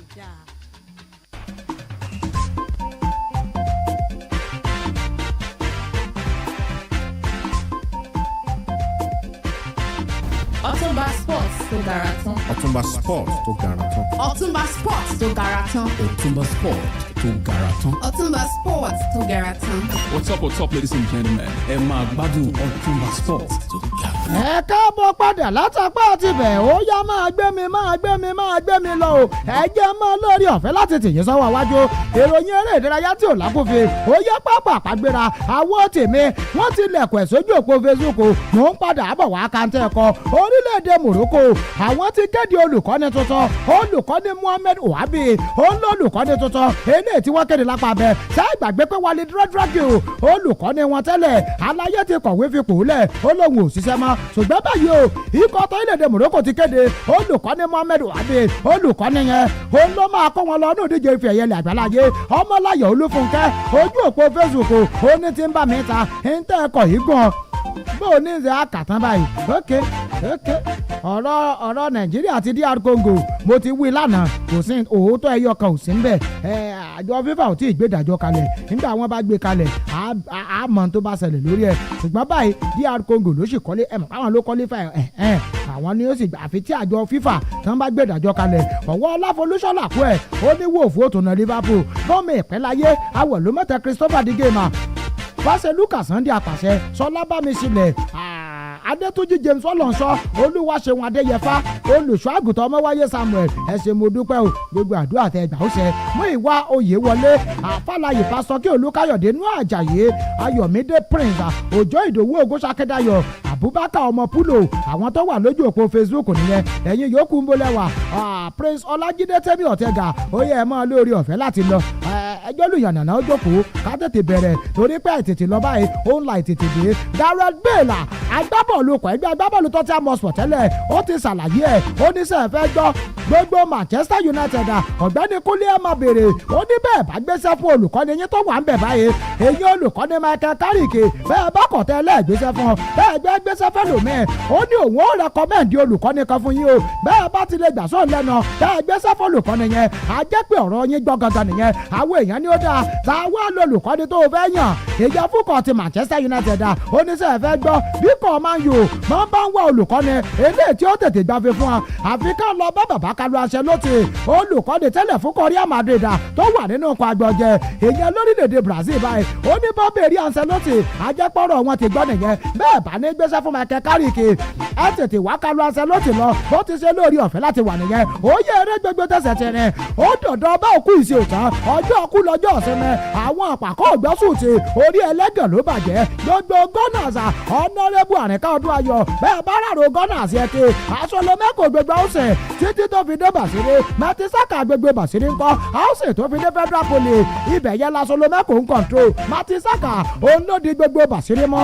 ọ̀nàrẹ́bù ìṣẹ̀lẹ̀ adédèjáde sọ̀kan agbára àtàṣẹ Gunners èyí nípínlẹ̀ Èkìtì nìyẹn o sẹ́kì mọ́tò yẹn ikọ̀ Arsenal àní ẹ̀wò àní adé ẹ̀yìn mú àwọn Piero Nkape ó yẹ ẹjẹ́ kọ̀rọ̀ bẹ̀rẹ̀ lórí ẹ̀ ẹjẹ́ wọ́n bá a ṣe máa lọ gbé tán èèyàn láti inú ọkọ̀ báyà lọ́ba kó sì nìyẹn o torí pé kí ni gbogbo tí bàbá yẹn ṣe ó tẹ̀ wá lọ́rùn lápá bẹ́ẹ̀ bí kò Arsenal bá bá máa gbé Piero Nkape £45 million ó ní wọ́n máa san èèyàn púpọ̀ ẹgbẹ́ agbábọ́ọ̀lù báyà lọ́ba kó sẹ̀ láti gbé tán lápá bẹ́ẹ̀ àwọn alákòóso Arsenal ní ẹ̀wò iṣẹ́ rẹ̀ mọ̀ ń tẹ̀ wá lọ́rùn Nkape máa bá sẹ́rẹ̀ lọ wọ́n ní sẹ́ fẹ́ gbọ́ àwọn máa gbé Piero Nkape àwọn máa gbé lágbètán èèyàn láti inú ọkọ̀ ẹgbẹ́ agbábọ́ọ̀lù ti báyà lọ́ba kó sẹ̀ ó lọ́rùn balẹ̀jọ́ lápá bẹ́ẹ̀ John Terry balógun tẹ́lẹ̀ fúnkọ́ ẹgbẹ́ agbábọ́ọ̀lù ti Manchester City àbí balógun tẹ́lẹ̀ fúnkọ́ ẹgbẹ́ agbábọ́ọ̀lù Chelsea ó ní ẹ̀wù sẹ́fẹ́ gbọ́ sẹ́ẹ̀rí ọ̀mí ayò méjì eléyìí tí kò Manchester City ta èyí lókè ọ̀sẹ̀ àbí ní ọjọ́rú Wednesday ní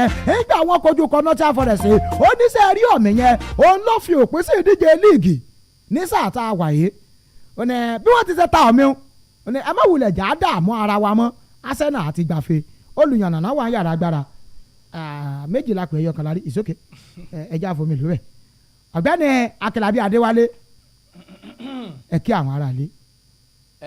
Awusubilayi mina ṣetán nìrọ̀jìm bisimilayi ramani rahim adúpẹ́ ní ọwọ́ Ọlọ́run Allah alihamudulilayi. Ọba tó mú wa lọ ní àná tó tún wù nínú àánú rẹ̀ láti dá wa padà láyọ̀ àtàlàfíà ọpẹ́ ni fún Ọlọ́run Allah alihamudulilayi. Àwẹ̀ Ramadan tó ń lọ lọ́wọ́ bó tiẹ̀ jẹ́ pé ó di iye kan lónìí mi ò ní dárúkọ ó di mélòó. Mo fẹ́ fi ṣe tẹ́sì fún àwọn èèyàn wa ni torí pé ọ̀pọ̀lọpọ̀ ló sọ pé òun gbàwẹ̀ tí ó gbàwẹ̀ mi ò ní sọ iye tó dà fún ara mi bẹ́ẹ̀ ni àbí ẹ̀ mọ iye tó dì. rárá ẹni tó bá mọ̀ kó máa fi ṣọwọ́ sí mi báyẹn ó ní ẹ̀bùn tí mo fẹ́ fún.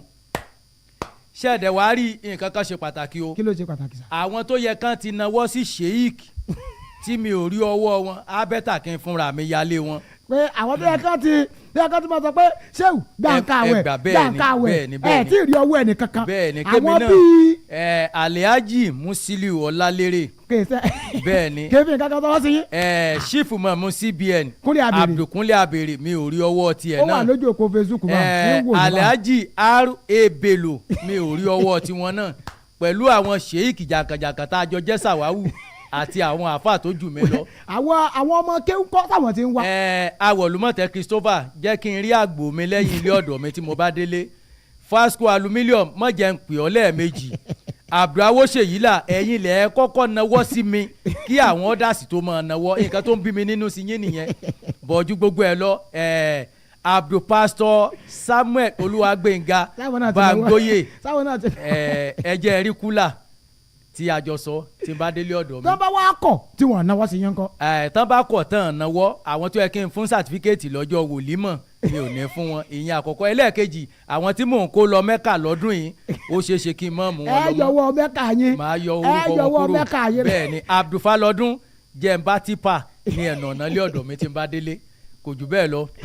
ọlọ́sà ẹ ti rí báyìí ẹ ti pọ́sì wòlíì kan gírí ẹ ti pọ́sì sẹ́wù kan gírí ẹ mú ká àwẹ̀ wá lẹ́rọ̀ sẹ́wù ti bínú yẹ́sà awọ̀lú pè mí lánàá pé ẹ ti ń tẹ́tí àwọn nílé kéwú pé bẹ́ẹ̀ wọn bá ti mú nǹkan àwẹ̀ wá ẹ mọ̀ lọ lé wọn lọ gbà káwẹ̀ fúnra lára yín. bẹ́ẹ̀ni mi ò wọn parọ́ mo ti sọ fún kálukú wọn àtàwọn tí mi ò bá rántí dárúkọ kán make sure pé mo bá nílé ọ̀dọ̀ mi ò fẹ́ gbọ́ excuse o torí èmi náà jìyà kọ́ kéwì ni kò dẹ̀ wá ní dáa kémi náà mọ́ jèrè rẹ̀ Ọlọ́run àrùn gbogbo wa lọ́wọ́ ṣèyí kìíní ni o Gúnmi Àdínní kéwù gbèmí tilẹ̀ Yorùbá Ọlọ́run àrùn gbogbo wa lọ́wọ́ masalam. ok ó ti yí alága rẹ̀ ẹ má ti masalam sí ẹ ti ń lọ ni.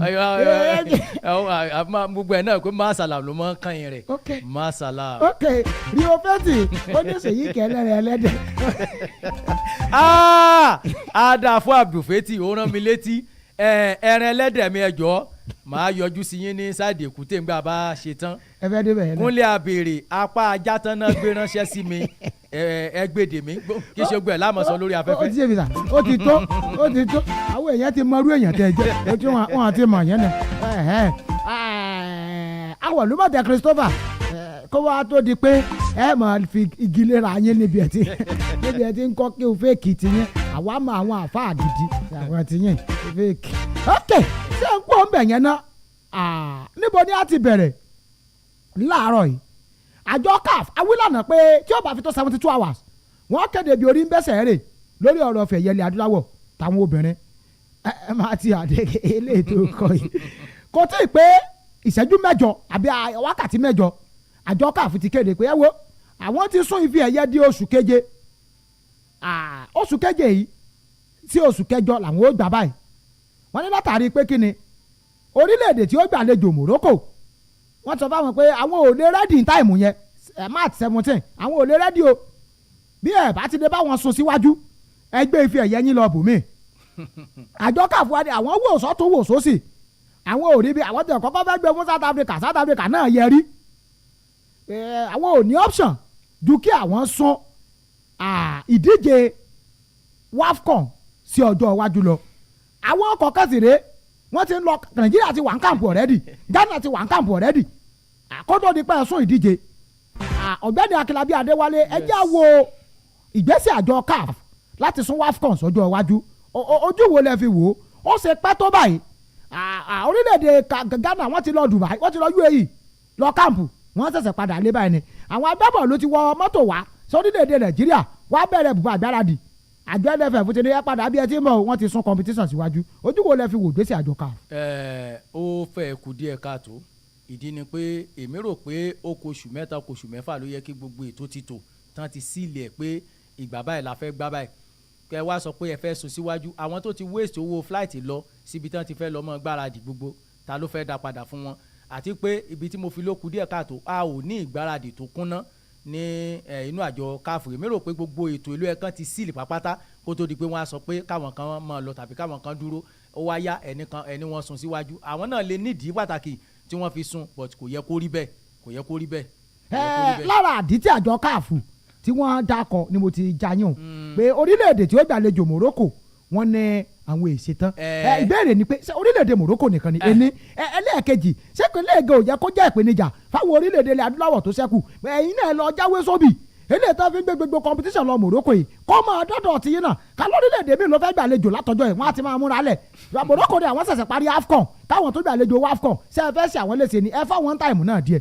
inú mo fi sọ pé ó kù díẹ̀ káàtó sá ṣe rí ẹ jẹ́ mu láti bi pé kí orílẹ̀-èdè kọ̀ọ̀kan káwọn náà ló máa gbáradì kò dìgbà tán bá sọ pé ìgbà bá ẹ̀yin la fẹ́ gbé fi ẹ̀yẹ la fẹ́ gbé tọ́námẹ́ǹtì fún kẹ́ tó lọ mọ́ gbáradì rárá ẹ̀yin náà ti wà ní ìmúrasílẹ̀ pé kínní yóò mọ̀ lè kàn wá lọ́la so nǹkan tó yẹ kán ṣe nu lẹ́lẹ́kejì mo rò pé orílẹ̀-èdè Morocco yìí ló fẹ́ ní pápá àṣeré tó tún gbóúnjẹ fẹ́ gbẹ́ tó gbà wò bọ̀ lọ́ọ́lọ́ báyìí ìgbà tán dẹ̀ yarí tápá àwọn yòókù ti múra sílẹ̀ kàn náà ní pápá àṣeré tó tóbi tó kàǹkà á sọ pé kán máa gbé díje lọ sọ́dọ̀ wọn kò ní í sí pé wọ́n ń sun so ni mo sọ pé ó kù díẹ̀ káàtó fún wọn onílé ní lọ́wọ́ àlejò náà dìsẹ́rù ó lọ̀rọ̀ ọ̀hún.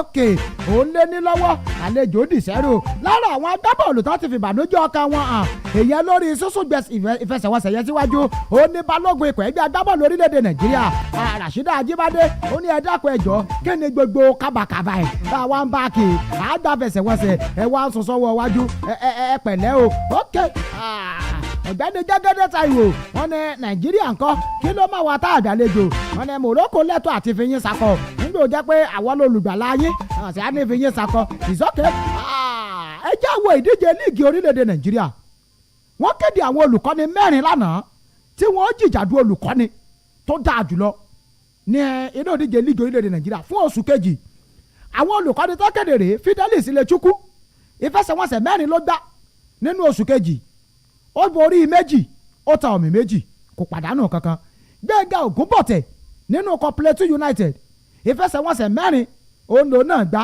ó jáwé olúborí 3 ó pàdánù ẹyọ kan Ozebagbe láti inú ikọ̀ Korodu City òun náà gbá ìfẹsẹ̀wọnsẹ̀ 4 nínú líìgì lóṣù kejì ó borí 2 ó ta ọ̀mì kan ó pàdánù ẹyọ kan Mohammed láti inú ikọ̀ ẹgbẹ́ agbábọ́ọ̀lù Katsina èyí Azeez Mohammed olùkọ́ni Katsina United ni òun náà borí 2 ó ta ọ̀mì 2 nínú ìdíje líìgì orílẹ̀-èdè Nàìjíríà fún ti oṣù kejì ìfẹsẹ̀wọnsẹ̀ 4 wọ́n gbá tá a lẹ́yìn ìbágbé Adéògo olùkọ́ni tó dáńtọ́ fún ti oṣù kejì fún. lákọ̀ọ́kọ́ náà ẹ rí i pé Gbẹ́ngà Ògúnbọ̀tẹ̀ bàbá wa wọ́n ti ṣe gudugudu méje yàyà mẹ́fà nínú pé aláǹkóyàn sòdí lọ gbá ìdíje tí n bá ní kí n sọ tí n bá gbé fún Ikechukwu Fidelis bá gbé fún bàbá Ògúnbọ̀tẹ̀ àwọn méjèèjì yẹn wọ́n ṣe dáadáa ní ẹ̀ka eré ìdárayá especially bọ́ọ̀lù aláfẹsẹ̀gbá ní Nigeria League ìkànnà méjèèjì ni màá fẹ́ lórí òfin àti gbẹ fún ẹ mú kan bọ̀tán bá ní kí n mú kan màá gbé fún Fidelis Ilechukwu ok Gbẹ́ngà Ògúnbọ̀tẹ̀ tó kó Plateau United àpò relegation gbé wá sọ́wọ́ òkè ìfẹsẹ̀wọnsẹ̀ 3 ló jáwé olúborí pàdánù ẹyọ kan lọ́dọ̀ tèmi o ẹgbẹ́ Adéògo yẹn ẹgbẹ́ fún Gbẹ́ngà Ògúnbọ̀tẹ̀ káfíyẹ́lẹ̀ àwògedengbe ó dá pápápá sí àmọ́ òkè òkun ọ̀dọ̀ àwọn òyìnbó ọmọ asokódérí àlùjẹ̀nú àfi ọmọ asọ̀sádìyọ àti gbóríwọ̀bẹ̀ lápá bẹ́ẹ̀ Peter Crouch àtàmọ́tàsé kọ́tọ́ tí a mọ̀ sport tẹ́lẹ̀ ó ní sẹ́ẹ̀ fẹ́ gbọ́ bí wọ́n bá kó owó fún òun pé kò ń lọ wo bọ́ọ̀lù kan Chelsea ó ní òun ò lọ o torí àwọn agbábọ́ọ̀lù méjì kan eléyìí tó wà nínú kan Chelsea báyìí ó láwọn agbábọ́ọ̀lù yẹn wọ́n ṣe é fowó wò lápá bẹ́ẹ̀ Alhaji Musili Ọlálérè Alhaji borípé olóòtú tara ilé ẹrù 60/120 ọmọ abúlé sowó kọ́mìrì kólé aṣáájú ọlọ́dẹ púpọ̀ falọ́dún àwọn tí Chelsea tọkàntọkàn àwọn mòńkẹ́sì yẹn o agbábọ́ọ̀lù méjì wo ó ní Peter Crouch lòun ò fowó ra àfa Yunus kọ́pẹ́ ẹlẹ́ran agbára Chelsea gbogbo ọjọba Ṣèyí Fálẹ́yẹ Ṣèyí Chelsea owó bàbá akómi ọkọ̀ ìyá akómi ọmọ ìyá sẹ̀lẹ̀ aláṣẹ Fasco aluminium báwo bá rọ́ọ̀lù fi mọ Chelsea ambassador báńkì délédélé bàbí Kẹ́hìndé ẹbọ kàǹkà olówó orí ọkọ̀ tó yàn àtinúkẹ́ Canada bẹ́ẹ̀ bá rí Táyọ̀ sọ́fàgọ́sì ẹni mo kí ọ lápá bẹ́ẹ̀ Jẹ́gẹ́dẹ́ Àlàbá Ọláwálé alága jẹ́ mọ́tàgùn tí gà kọ́sẹ̀ta ebe wọn ti ń tẹ̀lẹ́dẹ̀ tó gbójú owó èkúté wọn jókòó sí o ẹ kú àlejò mi lánàá mo jẹ mo tún dì lọlé ìṣọ́kẹ́ kí lẹ sọ. a ti ń dalẹ̀ ara o. àjọ ní agreement. eléyìí sọ̀rọ̀ pa àjọ ní agreement ó yẹ kẹ́ ẹ mọ bí ẹlẹ́dẹ̀ ṣe ṣe pàtàkì sí mi sí ó yẹ kẹ́ ẹ mọ̀ eléyìí sọ̀rọ̀ pé kíni sábà káwọn ọmọ kéwù yín gbọ́ ẹ wọ́n gbọ́ mi wọ́n mọ̀ pàtó tí mo fẹ́ fẹ́ lẹ́dẹ̀ sí bá mo fẹ́ mọ̀ sí ni bá mo fẹ́ jẹ́ ni wọ́n mọ̀ tàbí ẹ fẹ́ fún yàn tàbí mo fẹ́ bùn yàn so. pé lánàá tí mò ń lọ yẹn ó yẹ kẹ́ ẹ pè mí dáadáa lísì kéèyàn tiẹ̀ mọ ẹni yẹn kéèyàn dẹ̀ tún ka kéwù ní ṣọ́ọ̀bù rẹ̀ kéèyàn ṣe wá sí bẹ́ẹ̀. tẹ́fà ti wá lọ kàn fún yín ní kílò kan. mi ò ní gbà but mo sì lè gbà kó mọ̀ dà pé mo kọ ẹran sí ẹni ẹlẹ́ni lọ́wọ́. ó dẹ ẹ pẹ̀lẹ́ sẹ ti gbá ó ti yé mi lágbà bẹ yagede Àlàbọ̀ Ọláwálé gbogbo bá yẹn ókè agbábọ́ọ̀lù wo ni Peter Crouch ń sọ sẹ́ ó nítorí àwọn agbábọ́ọ̀lù méje òun lè kówó kó lọ wo kọ Chelsea àwọn oníròyìn ní ẹ làwọn wà ní bàtà kẹ́lọ́tù fẹ́ eléyìí tẹ́ fòlòlò fọ̀hún ó tó gẹ́ àwọn agbábọ́ọ̀lù méjì wo ó lẹ́ni àkọ́kọ́ ó ní João Pedro ó lẹ́ni ẹlẹ́ẹ̀kejì ó ní Kopama ó ní sẹ́yìn àwọn agbábọ́ọ̀lù méjèèjì ó ní bẹ́ẹ̀ yẹn bá ti ń wò wọ́n inú òun á sì máa dùn ó nítorí pé kíni bọ́ọ̀lù wà lẹ́sẹ̀ àwọn méjèèjì yẹn ó ní pàápàá jùlọ lábẹ́ ìṣàkóso olùkọ́ni Liam Rosen náà ó láfi bí ẹni pọ́ olùkọ́ni ó ti lọ rèé mú mọ́nà àwọn méjèèjì tó olùkọ́ni àtijọ́ tó fi pamọ́ ó lọ rèé mú wá lápá bẹ̀ ó láwọn méjèèjì ó ní ẹ̀wò fẹsẹ̀wọnsẹ̀ tán gbá èyàn kọjú Aston Villa lójú ọ̀sẹ̀ ó ní ẹ̀rí bá ṣe fọná sójú ó láwọn méjèèjì ṣe dáadáa náà ó ní fúdí èyí àwọn méjèèjì yẹn gangan ó lòun ó sanwó wò lápá bẹ̀ Jürgen Strand náà àtàmọ́tàṣe ẹ̀kọ́ ẹgbẹ́ agbábọ́ọ̀lù Crystal Palace ó ní ẹ̀wò bẹ́ẹ̀ yẹn bá gẹ sínú àwọn agbábọ́ọ̀lù kan Crystal Palace ó ní kò lè kọsẹ̀ torí pé kíni wọ́n kíkọ tó tí a mọ̀ ọ̀sùpọ̀ mọ́lẹ̀ lánàá àmì ayò 3-1 kan Jürgen Strand olómi àwọn ẹlẹ́ẹ̀kẹta eyín lápá bẹ́ẹ̀ sẹ́ẹ̀dàgbé pẹ́kọ̀ tó tí a mọ̀ sọ̀ àwọn kọ́kọ́ gba káàdì jáde kúrò lórí pápá Mickey van der Ven ológba káàdì yẹn kó tó di pẹ́kọ̀ ẹgbẹ́ agbábọ́ọ̀lù Crystal Palace àwọn bínú tó lápá bẹ́ẹ̀ wọ́n fi 2 lé lórí àmì ayò 3-1 kan olóparí ẹ̀ lápá tibẹ̀ yẹn olùkọ́ni èyàn fúnkọ̀ tó tí a mọ̀ sọ̀ òun ti wá lórí ọ̀fẹ́ láti ṣàlàyé èyàn olùkọ́ni gọ́túndọ̀ oníṣẹ́ ẹ̀fẹ́ gbọ́ wọn àti ilé gbàṣẹ́ lọ́wọ́ tòun o èèyàn nínú kọ́tọ́ tí a mọ̀ sọ ó ní ìgbà wo lòun dé tẹ́ẹ̀ tó ti ní ká gbàṣẹ́ lọ́wọ́ wọn owó ò tí ì lè fi sẹ́lẹ̀ kódà àwọn alákòóso gan wọn à lè gbàṣẹ́ lọ́wọ́ wọn ó ní tọkàn báyìí ó ní kóníkálukú jókòó káwọn wá bí àwọn ó gbé gbà tí nǹkan ó fi padà mọ́ mú yẹ̀sì tẹ́kù ó fi padà mọ́ kébí eku èèyàn púpọ̀ ẹgbẹ́ agbábọ̀ tó ti a mọ̀ sọ ó ní kèése ìgbàṣẹ́ lọ́wọ́ ẹni òun ló kàn lápá bẹ́ẹ̀ ṣùgbọ́n sẹ́ rí gbogbo àlàyé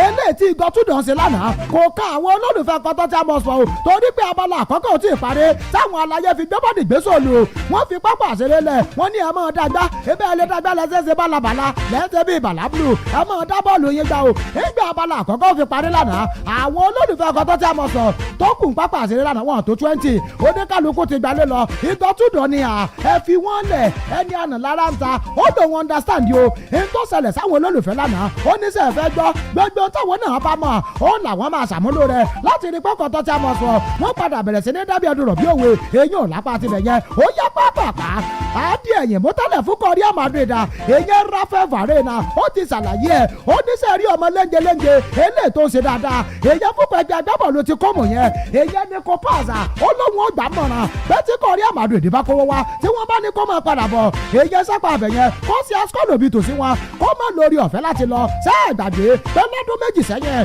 ó dínkù ẹgbẹ́ agbábọ̀ lórí àmàdùdà ó ní wọ́n ta ní kópàṣà èèyàn fúnkọ̀ ti kó mo láti ìgbà yẹn ní kópàṣì ti ń ṣe dáadáa èèyàn ò lápá bẹ ikọ̀ rí àmàdùdì ló dáa ọlọ́run kúkú ṣe bye bye clause ó wà lórí àdéhùn àwọn lẹ́tọ̀ọ́ láti ra nǹkan àwọn padà àwọn okòwò wá lópin sáà láti wá gbé bọ̀bọ̀ yẹn wọlé alóńgẹ́jẹ nẹ̀ta lójú òpó Facebook adébísí abdulrasheed wà ń bẹ ọ̀gbẹ́ni ìtùnú ọlábọ́láwọdé òun náà lórí ọ̀fẹ́ láti gbórí wọlé sójú òpó yẹn ó yá pápá àpagbéra alábẹ́ bàárẹ̀ wa ni ó dá o tí kò ẹgbẹ́ agbábọ̀ lórí àmàdùdà tó bá padà kówó wá òun ó sọ fún ní kópàṣà kó má tí ì kánjú lọ o èyí sínú kọrí àmàdùdà kó máa ṣe dáadáa tẹ̀síwájú èyí pẹ̀lú kọ́kọ́mù ó bá tó àkókò ó máa lórí ọ̀fẹ́ láti lọ torí pé tó bá tàkókò láti ṣe kinní yẹn kí àdìọ́dàwọ̀ máa là ẹ má jẹun pòwé yẹ bó ṣe orí àtẹ́gùn mo wà ó yá pápá gbéra Luis Figo agbábọ́ọ̀lù tẹ́lẹ̀ ní kọrí àmàdùdà ó ké sí Kylian Mbappe gbogbo àlàyé wa sórí farapa orúkú tó níyẹn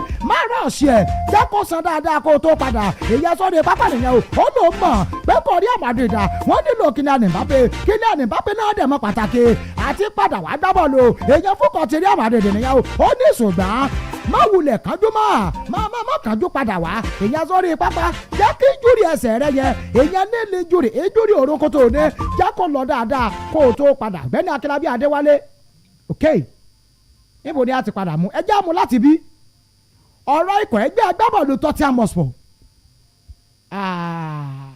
ó súnmọ́ relegation fún kọ̀ Tottenham Hotspur báyìí torí lórí àkàbà tí kọ̀ Tottenham Hotspur àkàbà líìgì tilẹ̀ Gẹ̀ẹ́sì ẹjẹ́ àwo kò tí Tottenham Hotspur wà ikọ̀ Tottenham Hotspur wà ní ipò 16 position wọ́n lùsì lánàá Crystal Palace náà wọ́n 3-1 àmì ẹyọ kan ló la àwọn àtikọ̀ ẹgbẹ́ agbábọ́ọ̀lù Nottingham Forest láàrin àmì ẹyọ kan ló la àwọn àtikọ̀ ẹgbẹ́ agbábọ́ọ̀lù West Ham láàrin tó túbọ̀ sí pé tí kò Tottenham Hotspur báyìí drop tó bẹ pàdánù fẹsẹ̀ wọn ṣẹyọ kan tàbó draw tí West Ham àti Nottingham Forest tí àwọn bá win wọn á bọ́ sókè Tottenham ń bọ̀ relegation straight wọn ìná búrẹ́dì olùkọ́ni gọ́túdọ̀ ni ìgbà ọmọdé tá a tó fẹ́ gbàṣẹ́ lọ́wọ́ mi ọ̀nà sọ́hun gangan lòun bá ṣẹ́ tọ́ ṣẹ́bọ̀ tẹ́ ẹ̀ dé ni ẹ fóun láàyè kọ́ àwọn wàtúnṣe sí ni o àwọn olólùfẹ́ bínú kúrò ní pápá àṣírí lánàá ṣé kìí ṣe pé Tottenham Hotspur wọ́n ń lọ oko parun rẹ̀.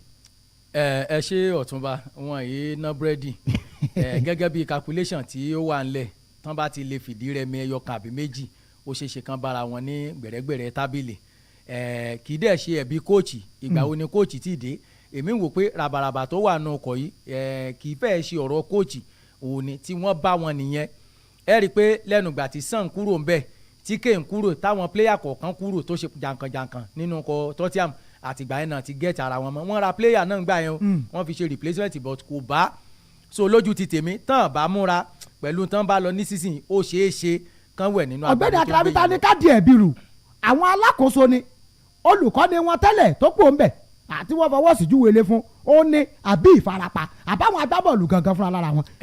méjì ni màá dì mú lákọ̀ọ́kọ́ náà kò sí ikọ̀ tí ìfarapa ò lè bá fínra tí ìfarapa bá dẹ̀ ti dé torí ẹ̀ lèyàn ṣe mọ́ ní replacement bíi méjì bíi mẹ́ta sílẹ̀ 14 players ló wà lórí ìfarapa báyìí fún kọ́kọ́ táwọn sùn. ìyẹn jẹ́ nǹkan number 1 tó kọ́kọ́ kó bá wọn táwọn yẹn bá padà dé ó ṣeéṣe kí ojú ọjọ́ kó yí padà ẹlẹ́ẹ̀kejì òun ni ti àwọn bọ́ọ̀dù tó wá pé olùkọ́ni tí ó lọ ibi tó mo mọ̀ pé àṣìṣe tó náà ò ṣe dáadáa ló jẹ́ pé kán lè fọwọ́ sí ìwélé kán lè lọ but èmi wò pé olùkọ́ni tó dé in tó bá ń lẹ̀ ló yẹ kó kọ́kọ́ gbé yẹ̀wò pé kí ni ìṣòro tó ń bá ń lẹ̀ kí lọ́nà àbáyọ tó bá ti rọ́nà àbáyọ ó ní láti lọ bá bọ́ọ̀dù kí bọ́ọ̀dù kan jọ finúkonú kí wọ́n sọ̀fọ̀ ẹ̀ so ẹ̀bí méjì ẹ̀bí injury àti ẹ̀bí pé wọ́n lé kóòtù eléyìí tó lọ ẹ̀bí méjì tí máa dìrù wọn nìyẹn. ok ẹ̀bí bọ́ọ̀dù àti ìfarapa ìsókè lápá bẹ̀ John Terry ní bí Man City ṣe ta draw lópin ọ̀sẹ̀ kojú Nottingham Forest ó ní kan sọ pé ó ti lọ ó ní líìgì ti parí àwọn oníròyìn náà ó bọ̀ sí kú fẹsẹ̀ wọ̀sẹ̀ mẹ́sàn ó lè ní ẹ kú òun bẹ̀ sẹ́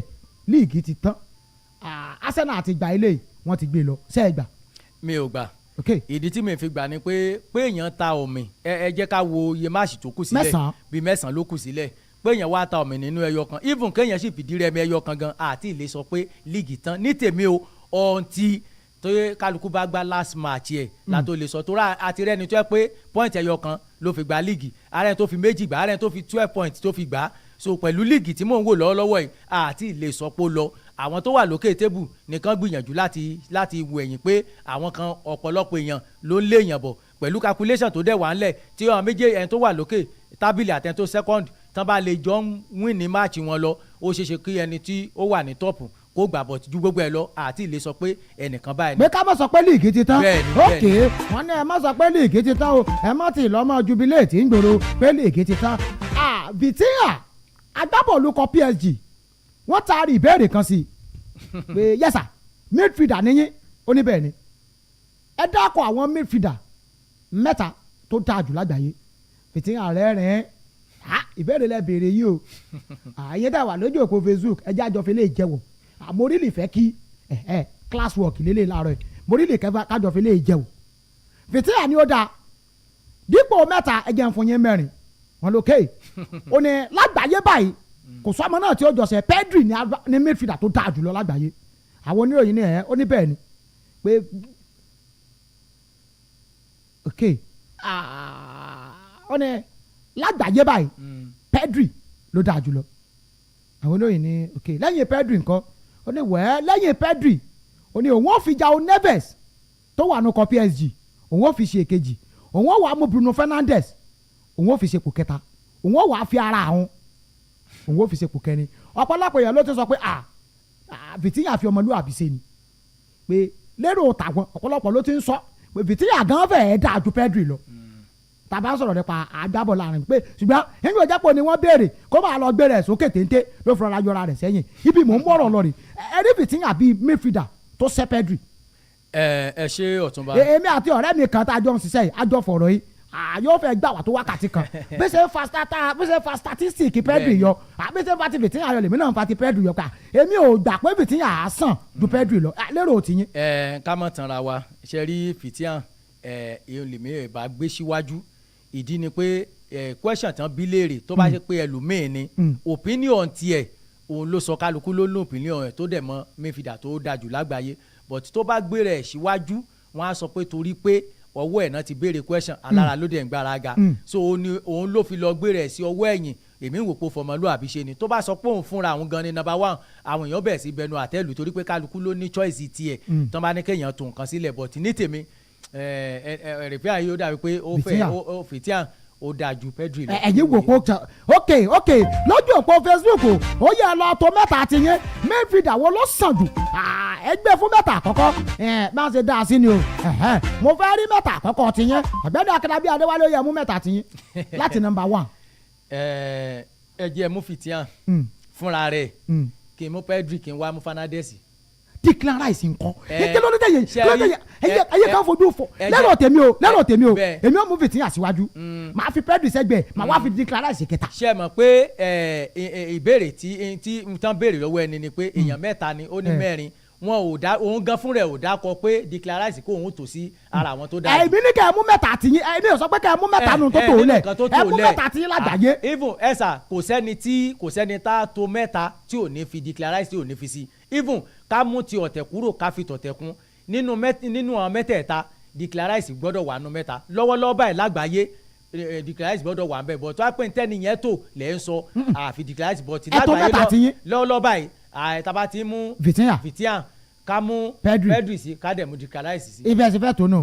ìsókè ó dá lójú òpó Facebook ọmọláyọ̀ fún kẹ́tọ́ mẹ́ta ti yín mo fẹ́ wo ohun tó wà ń bẹ̀ jẹ́gẹ́dẹ́ ta ìwò fi Vitinha sókè ó fi Declan Rice sípò kejì ó fi Pedri sípò kẹta bọ́mọ̀ ẹ̀pẹ́ láyé ó ní Bruno number one Vitinha number two Rice number three ìsókè Yusuf tẹ́ntẹ́ Vitinha Pedri Bruno bó ṣe tòun ti wọn nìyẹn ọwọ́ ọlọ́fọlúṣọ́lá pẹ́ ó ní Bruno Fernandes alákọ̀ọ́kọ́ Declan Rice ẹlẹ́ẹ̀kejì Vitinha ló fi sípò kẹta ó yẹ jáwọ́ bó ṣe lọ náà mo fẹ́ mọ̀ rí top three tí yín lákàbẹ̀ èmi ti tó tèmi bá Vitinha lálákọ̀ọ́kọ́ Pedri mo fi sí kejì mo wá fi Declan Rice sípò kẹta ìsọ̀rọ̀ ìkọ̀sáyé Bruno lọ́dọ̀ tí a Bruno Vitinha Pedri ok àwọn ti ń to ẹ máa tó lọ mò ń bọ̀ ó yá pàápàá Peter Crouch ó dákọ̀ àwọn agbábọ́ọ̀lù méjì kan mò ń bọ̀ ọ̀gbẹ́ni Akínábí Adéwálé ẹjẹ́ sáré lọ rèé wo orí àkàbà ìdíje líìgì ilẹ̀ Gẹ̀ẹ́sì ìsàlẹ̀ mo ti fẹ́ ká mú bó bá dọjọ́ Monday á sọ̀rọ̀ ń pa àtòkè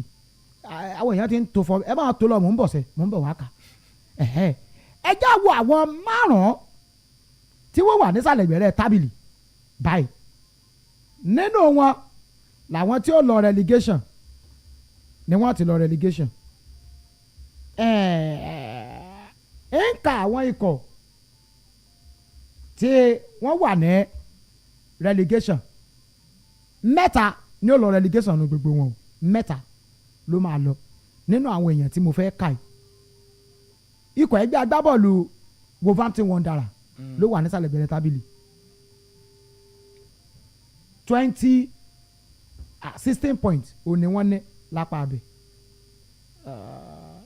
ẹni tí ń pè mí kó ṣe sùúrù ẹ̀dá kan mo wà lórí ètò ikọ̀ Burnley àwọn wà ní ipò ẹlẹ́ẹ̀kejìdínlógún Burnley wà ní ipò kejìdínlógún àbíkò kọkàndínlógún ẹnu mi àgò 19 West Ham wà nípò kejìdínlógún 18 28 points Nottingham Forest wà ní 17 28 points Tottenham Hotspur wà ní 16 position ó wà ní 29 points Leeds United wà ní 15 31 points tó túmọ̀ sí pé láti 15 sí 18 3 points ní gáàpù àárín wọn ọ̀gbẹ́ni Akínábí Adéwálé ẹja wò lórí àkàbà yìí Leeds United Tottenham Hotspur Nottingham Forest West Ham Burnley and Wolves mẹ́ta wo lẹ́rù bóyá yóò wẹ̀ nínú omi tí ń gbé wọn padà sẹ́yìn.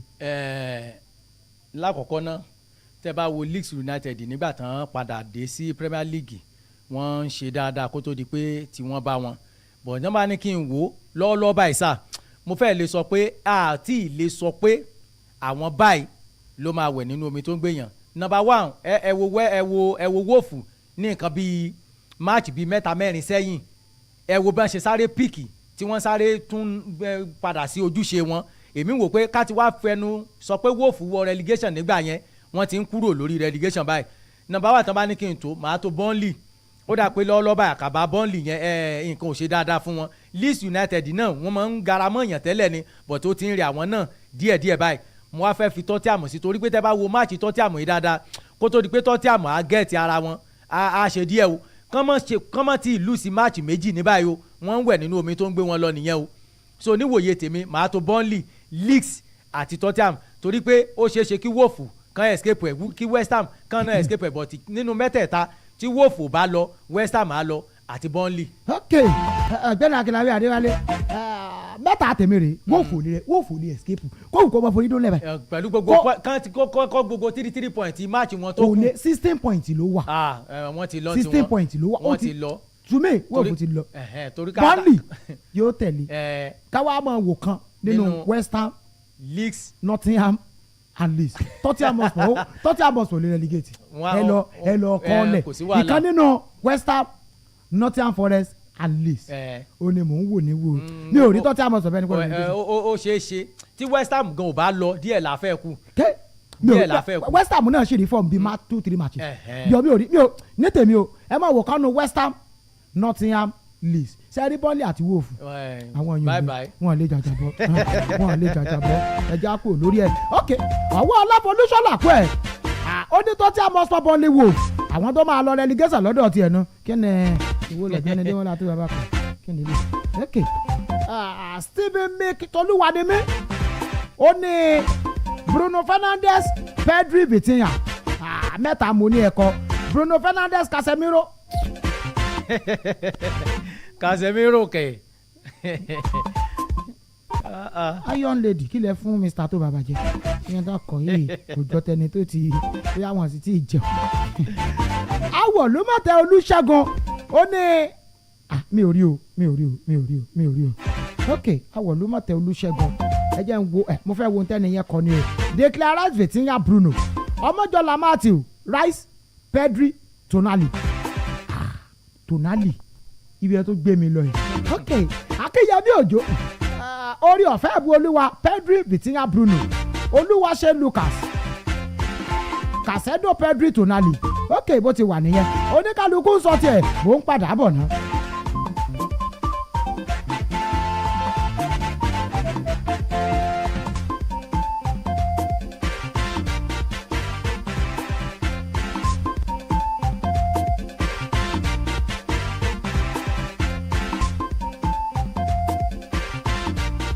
ó yẹ pápákọ̀ ẹja mọ́ gbéra torí ìjọba àgógó ọjọ́ rebi àná orun rebi àti wọ̀ ok ọ̀gbẹ́ni Akínlábí Adéwálé àwọn ìbéèrè tí mo kó wá láàárọ̀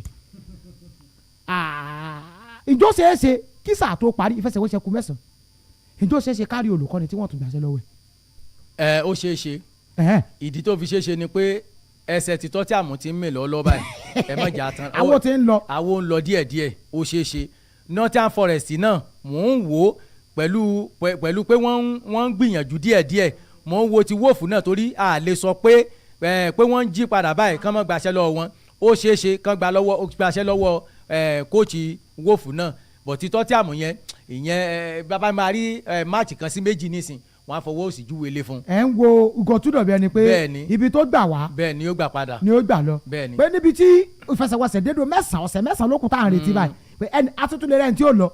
ó ṣú ọ̀ dáadáa wọn kò tí ẹ wo nǹkan tó ń ṣẹlẹ̀ lórí pápá lánàá tí ká lọ táwọn fáǹsì ti lọ táwọn fáǹsì bá dẹ̀ ti ń hó èèyàn tán lọ tán pariwo léèyàn lórí frustration yẹn ló máa mú káwọn tó wà lágbọnú kan sọ pé lágbájá ó yá. palẹ̀ ru ẹ mọ́. òru mọ́jú ni. ok ẹ jẹ́ wo tó máa ṣẹlẹ̀ wọ́n lólùkọ́ ni wo Baptist Wanderer wọ́n ló lè ṣeéṣe kó náà lọ èyí ò lápá bẹ́ẹ̀ ó yẹ pápápá ẹ jẹ́ sáré múròyìn káràkátà dábọ̀lù kí n jókà àbí méjì papọ̀ kó tó di pé wọ́n ṣe ojú òpó lẹ̀ torí gbogbo ohun táwọn èèyàn ń dá sí èèyàn lójú òpó Facebook yìí mo fẹ́ kẹ́yìn náà ò dá sí àwọn ọ̀fẹ́sẹ̀wọnsẹ̀ tó bá wáyé lópin ọ̀sẹ̀ FA Cup ló pọ̀ jù ẹ má jà wulẹ̀ ká máa fi àkókò ara wa ká máa fi pa mẹ́tẹ̀ ìyẹn lórí àwọn ọ̀rọ̀ yẹn ó yẹ pápápá tí a máa gbéra èèyàn lọ́sàpá ti bẹ̀ àwọn ìròyìn eléyìí tó tún ṣẹ́kù èèyàn lápá bẹ̀ yẹn lánàá àní ọ̀nà mẹ́sìkò chitinẹ̀ ó balẹ̀ sílé ìjọba ní White House èèyàn nílẹ̀ Amẹ́ríkà torí pé ààrẹ Donald Trump ó lórí ọ̀fẹ́ láti gbàlejò èèyàn àwọn agbábọ́ọ̀lù ikọ̀ tí ń tàmì àmì Lionel Messi náà wà èèyàn lára wọn délé àlè agbábọ́ọ̀lù tẹ́lẹ̀ ẹnu kan tó tí a mọ̀ sọ̀ ń dá ìgbáradì rẹ̀ ṣe o èèyàn nínú ọkọ̀ ẹgbẹ́ agbábọ́ọ̀lù tó tí a mọ̀ sọ̀ báyìí ó lọ rè báwọn alákòóso ojú tó mọ ni òní lọ́hùn òmọ̀yàn mọ́ náà ẹ fún òní fásilítì yẹn ẹjẹ́ kò mọ̀ fi gbáradì làwọn alákòóso bá ní ó dáa ó kúkú ní kọ̀ mọ́ ikọ̀ kọ́mò tó tún lọ wọ́n ti lé ọ̀dà nù bẹ̀ yẹn náà wọ́n á mọ̀ gbáradì ń dé àní gbowó fásilítì lọ́wọ́ ẹ̀ alayé wà bẹ̀ báyìí o ń gbáradì lọ́wọ́ sẹ́ẹ̀rí Harry Maguire agbábọ́ọ̀lù kọ Manchester United alayé yarí kalẹ̀ o ó ní ẹjọ́ tí wọ́n dá òun èèyàn lórílẹ̀‐èdè Greece sẹ́ẹ̀mà pé ilé ẹjọ́ kan ó ti kọ́kọ́ gbé ẹjọ́ kalẹ̀ 22 months suspended jail term ó ní wọ́n fún Harry Maguire pé ẹ̀ṣẹ̀ tó o ṣẹ̀ adáríjì hàn lélẹ̀ ṣùgbọ́n tó o bá tún ṣerú ẹ̀ṣẹ̀ yẹn nǹkan pè ní suspended jail term nìyẹn pé tó o bá tún ṣerú ẹ̀ṣẹ̀ yẹn wàá wá sí ẹ̀wọ̀n oṣù 18 Harry Maguire ní òun ò gbà ó pẹ́jọ́ kòtẹ́milọ́rùn ilé ẹjọ́ kòtẹ́milọ́rùn abọ́ ọ̀sùn sójú 12 suspended jail term náà ni Harry Maguire ní àní rárá sẹ̀ owó ò tún gba ìdájọ́ yẹn òun ó tún lọ ilé ẹjọ́ tó ga jùlọ lórílẹ̀‐èdè Spain lórílẹ̀‐èdè Greece ẹnu mi àgọ́ kí ló ṣẹlẹ̀ ṣé ń ṣàlàyé ń tó ṣẹlẹ̀ fún yẹn ìṣẹ̀lẹ̀ ti ṣẹlẹ̀ tipẹ́ ọ̀pọ̀lọpọ̀ yẹn ni ó ti gbàgbé ọdún 2020 ó ní wàhálà ìṣẹ̀lẹ̀ ẹni ìṣàwọ̀ àbí ok Harry Maguire òun ló kó mọ̀lẹ́bí rẹ̀ ìyá ọ̀rẹ́bìnrin àti àbúrò rẹ̀ ó kó wọn lọ Greece láti lọ sí ọlùdé wọ́n lọ rèé jayé wọ́n lọ rèé gbafẹ́ wọ́n wá wọ ilé ẹjọ́ kan ẹjẹ́ ajayé ń bì í náà ibi wọ́n ti ń jayé lọ́wọ́ Harry Maguire dìde lọ mú nǹkan ta kó tó dé àwọn ọmọ gànfẹ́ orílẹ̀-èdè Greece wọ́n ti lọ bá àbúrò Harry Maguire tó jẹ́ obìnrin ìwọ́ wá ojú tiẹ̀ yẹn sojú mímọ̀ ọmọ ìlú wo ní ẹ̀ńbolo ti wá adára wa mọ̀ níbí òye sara wa àwọn ọmọge tó wà ń bí àmọ̀ wọ́n 16 ní à ń bò wọ́n ti wá òsì lára wọn àmọ́ nǹkan tí wọ́n fẹ́ sí ara àbúrò Harry Maguire ó kàn dákú lọ́rọ̀ gbọ́dọ̀ ni nígbà tá Harry Maguire wọlé kí ló ṣẹlẹ̀ kí ló dé ó gbé àbúrò rẹ̀ dìgbàdìgbà wọn àtọ̀rẹ́bìnrin rẹ̀ wọ́n bòde wọ́n bẹ̀rẹ̀ sí ní pariwo ọsibítù oní taxi tó gbé wọn dípò kéèyàn gbé ọ lọ ọsibítù police station ló gbé ọ lọ nígbà wọn dé ọ̀dọ̀ àwọn ọlọ́pàá tí òwò sọ kan wọ́n kọ́kọ́ bá lẹ́nu lóró làwọn èèyàn bá kì mọ́lẹ̀ pé kí ló ṣe fọ́ọ̀mù yìí wọ́n bá bẹ̀rẹ̀ sí ní kó pọ́npọ́n kó gbogbo ẹ̀ bá Harry Maguire mọ̀nà pẹ̀lú bẹ́ẹ̀ ṣe ń lu òun yìí ẹ lè bá àkájọ́mọ̀ ńlá lòun náà bá yọ owó ẹ̀sẹ̀ ìyẹn sáwọn ọlọ́pàá wọ́n bẹ̀rẹ̀ sí ní kára wọn kòkòkò ọ̀rọ̀ tó dédé ẹjọ́ rẹ̀ assault ṣíṣe àkọlù sí agbófinró ó lẹ̀sùn tí wọ́n fi Harry Maguire ṣùgbọ́n ilé ẹjọ́ nígbà tí ò tí ì ṣerú ẹ̀ rí suspended jail term làwọn fún tó bá wá láǹfààní láti túrú ẹ̀ sí létà yóò padà lọ sẹ̀wọ̀n rẹ̀ wọ́n wulẹ̀ ní dájọ́ mọ́ yóò lẹ́wọ̀n kan tá a bọ̀ sọ̀rọ̀ díodío Harry Maguire ní rárá o òun ò jẹ̀bi ẹ̀sùn àwọn tí ẹ lóun yọwọ́ ẹ̀sẹ̀ sí wọn àwọn sọ ọlọ́pàá mẹ́rin pé àwọn ti jọ yọwọ́ ọjà ìjò síra àwọn tán kó tó di pé wọ́n wá yọ ID card jáde kódà ó Harry Maguire gan tó ní sẹ́bí lẹ́yìn ìgbà tí ẹjọ́ ìwà ní ẹjọ́ àwọn tó ń pẹ̀lú àwọn ọlọ́pàá Greece yìí wọ́n ti wá yọjú sọ pé aláyé fún wa níye kan ká fi sẹ́tù ọ̀rọ̀ yìí lábẹ́lé kí àwọn tẹ́ ẹ ní kò mọ̀ rárá o òun ò lè gbà kẹ́ ẹ bá akọ̀ òun jẹ́ ọ̀gbẹ́ni Akínlábí Adéwálé Maguire ní àwọn tí òun yọwọ́ jẹ ìjòsí òun ò mọ̀ pọ́lọ́pàá ni wọ́n mẹ́ báwo ló ń ṣe fẹ́ mọ̀ pé wọ́n àwọ̀sọ ọlọ́pàá pé àwọn ti jọ fúnra àwọn ní kẹsẹ́ fúnra àwọn ní upper court tán kan tó wá mọ̀ ID card ṣé Maguire jẹ̀bi. níwòye ti tèmi torí kálukú ló ní opinion tiẹ̀ òun la fi sọ pé tí àwọn agbófinró bá fẹ́ mú yàn wọ́n ní láti kọ́kọ́ fi ID card hàn pé báyìí ni mo ṣe jẹ́ wọ́n á ṣe wà you are under arrest ó ní process tí wọ́n á tẹ̀lé but èmi ò dá Maguire lẹ́bi torí pé bó ṣe ń ṣẹlẹ̀ níbikíbi òun nìkan tí Maguire sọ ẹnu pé ìgbà tán béèrè question òun náà rí sọ tápá wọn yẹn wà uniform mo mọ̀ pé kò ní yọ owó ìjà ìjò sí wọn àìwà ní uniform bọ́dẹ̀ ṣe dọ́dọ̀ rẹ̀ nǹkan kan ní ID card ìyẹn á mú kó mọ̀ pé yes agbófinró ni wọ́n mo lè wà níbikíbi kẹ́nìkan déédéé sọ pé you are under arrest láì jẹ́ lẹ́dẹ̀ láì jẹ́ ajá kí ló fẹ́ mú mi fún tó bá ní ID card ẹ̀ máa cooperate máa ṣàlàyé ara mi bọ̀jú gbogbo ẹ̀ lọ Maguire ò jẹ̀bi níwòye tí. ok ṣé àwọn akẹ́kọ̀ọ́ nǹkan tẹ̀ ń ṣe gan-an àtúnlẹ̀ ààrẹ sí yín ẹ gbàwẹ̀ ẹ sì ń claim fún apẹ̀ gbàwẹ̀. bóòlù ẹ̀yin ṣe mọ̀ pé mi ò gbàwẹ̀. first clip káwẹ̀ tó gbàwẹ̀ làwa ti ń gbàwẹ̀. káwẹ̀ tó gbàwẹ̀ tẹ bá fẹ́ gbọ́ bẹ́ẹ̀ ni mi ò lè wà lórí awọ kí n jẹun sínú rárá mo gbọ́dọ̀ gbàwẹ̀. sọ pé tó sọ yìí báyìí first claim tó ní mo tún lè ní káwọn kò gbére jù káàrẹ̀ sí. kọ́lá yìí wà á dàbí ọ̀rọ̀ àrìmàgòáyà ká má máa fọlọ́pàá gbéra wa ọwọ́ ọláfolúsọ́là kú ẹ̀ agbẹjọ́rò àrìmàgòáyà ó ní màgòáyà ò jẹ̀bi ẹ̀yin tá a wà lójú òpó Facebook ẹ máa láìkì yẹn kéré ó kéré gan láàárọ̀ ọ̀nẹ́ ó dàbí ẹni pé àwọn èèyàn sunrun sàárì wọn tètè jí lónìí àbóde lọ́jọ́ Jímọ̀ oníkálukú ti ń wá wọ́n ti ń wá bí Jímọ̀ ó ṣe dùn lọ ìsókè ẹ máa láìkì ẹ̀ lápá ẹ láìkì ẹ̀ ok ikọ̀ ẹgbẹ́ agbábọ́ọ̀lù Manchester City wọ́n ti súnmọ́ bèbí àti gbé Elliot Anderson báyìí o láti inú ọkọ̀ ẹgbẹ́ agbábọ́ọ̀lù Nottingham Forest sẹ́ẹ̀ gbàgbé agbábọ́ọ̀lù yẹn ikọ̀ ẹgbẹ́ agbábọ́ọ̀lù ti Man U àwọn náà fẹ́ gbé bọ̀bọ̀ yẹn wọlé èèyàn lápá bẹ ṣùgbọ́n bí ọ̀rọ̀ dé dúró èèyàn lásìkò yìí ikọ̀ ẹgbẹ́ agbábọ́ọ̀lù Manchester United àwọn ti pàdánù ẹ̀ ikọ̀ Man City ti gbé kódà agbábọ́ọ̀lù igan ti gbà láti lọ rèé darapọ̀ èèyàn mọ́kọ̀ ẹgbẹ́ agbábọ́ọ̀lù ti Manchester City ó wá ṣeéṣe o kó jẹ́ pé £70 million ó ní ikọ̀ ẹgbẹ́ agbábọ́ọ̀lù Man City ó ní wọ́n máa lórí ọ̀fẹ́ láti san èèyàn lórí ọ̀rọ̀ agbábọ́ọ̀lù yẹn torí pé iye tí kò Nottingham Forest láwọn ó gbà wọ́n ní kò dín ní £70 million ikọ̀ Liverpool àwọn fẹ́ gbé Yan Diomande láti inú ọkọ̀ ẹgbẹ́ agbábọ́ọ̀lù ti RB Leipzig wọ́n fẹ́ fi rọ́pò Mohamed Salah bákan náà olùkọ́ni Mauricio Pochettino òun àtolùkọ́ni Mauricio De Zerbi àwọn méjèèjì yẹn wọ́n wà lára àwọn olùkọ́ni o eléyìí tí kò ẹgbẹ́ agbábọ́ọ̀lù Tottenham Hotspur tí wọ́n fẹ́ fi rọ́pò olùkọ́ni tó wà ń bẹ̀ báyìí èèyàn tó bá di lópin sáà ṣé bẹ́ẹ̀ mọ̀ pé ọ̀rọ̀ tó ní í ṣe pẹ̀lú iṣẹ́ ìfìdíyẹ ó ní wọ́n gbé fún olùkọ́ni tó wà ń bẹ̀ báyìí ó bá di lópin sáà wọ́n máa lórí ọ̀fẹ́ láti àgbà olùkọ́ni míì tí wọ́n máa fi rọ́pò rẹ̀ èèyàn lápá abẹ yẹn bó ti ṣe wà sí ó lè mí ń jayé tán èèyàn lápá abẹ ó yẹ pápápá olùkọ́ni Arne Slot àwọn alákòóso kan Liverpool àwọn náà ti bẹ̀rẹ̀ sí ní gbé iṣẹ́ rẹ̀ yẹ̀wò yẹ́bẹ́yẹ́bẹ́ báyìí pẹ́sẹ̀ fẹ́ gbọ́ àfàìmọ̀ kámọ́ yọ̀ǹda olùkọ́ni kó máa lọ èèyàn tó bá di lópin sáà torí pé kíni ní tó olùkọ́ni yìí ń pòpọ̀ fáwọn àwọn ò fẹ́ràn rẹ̀ ilé ológo ló promise àwọn ó ṣe wádìí tí ń kó àwọn yà sí ilé ológogoro wọ́n ní sẹ́ẹ̀ fẹ́ gbọ́ o bó bá di lópin sáà ó ṣeé ṣe o táwọn lè àfọwọ́sẹ̀ táwọn fi júwèé lé fún olùkọ́ni èyí olùkọ́ni Slot nìyẹn o olùkọ́ni Xabi Alonso olówó àṣeṣe kíkọ́ Liverpool kí wọ́n gbéṣẹ́ fún lápá bẹ̀ ṣé mọ́tò yẹn àwọn alákòóso kan Liverpool wọ́n ń ya kiri ìyàwó lọ́wọ́ èèyàn lápá bẹ̀ kì í ṣèròyìn mọ́ pé ọmọ orílẹ̀-èdè Ecuador yẹn èèyàn Piero Incape ó máa darapọ̀ mọ́ Arsenal lópin sáà ikọ̀ Bayern Munich gan àbí Bayer Leverkusen ní aago àwọn gan ti múra lẹ̀ èèyàn lápá bẹ̀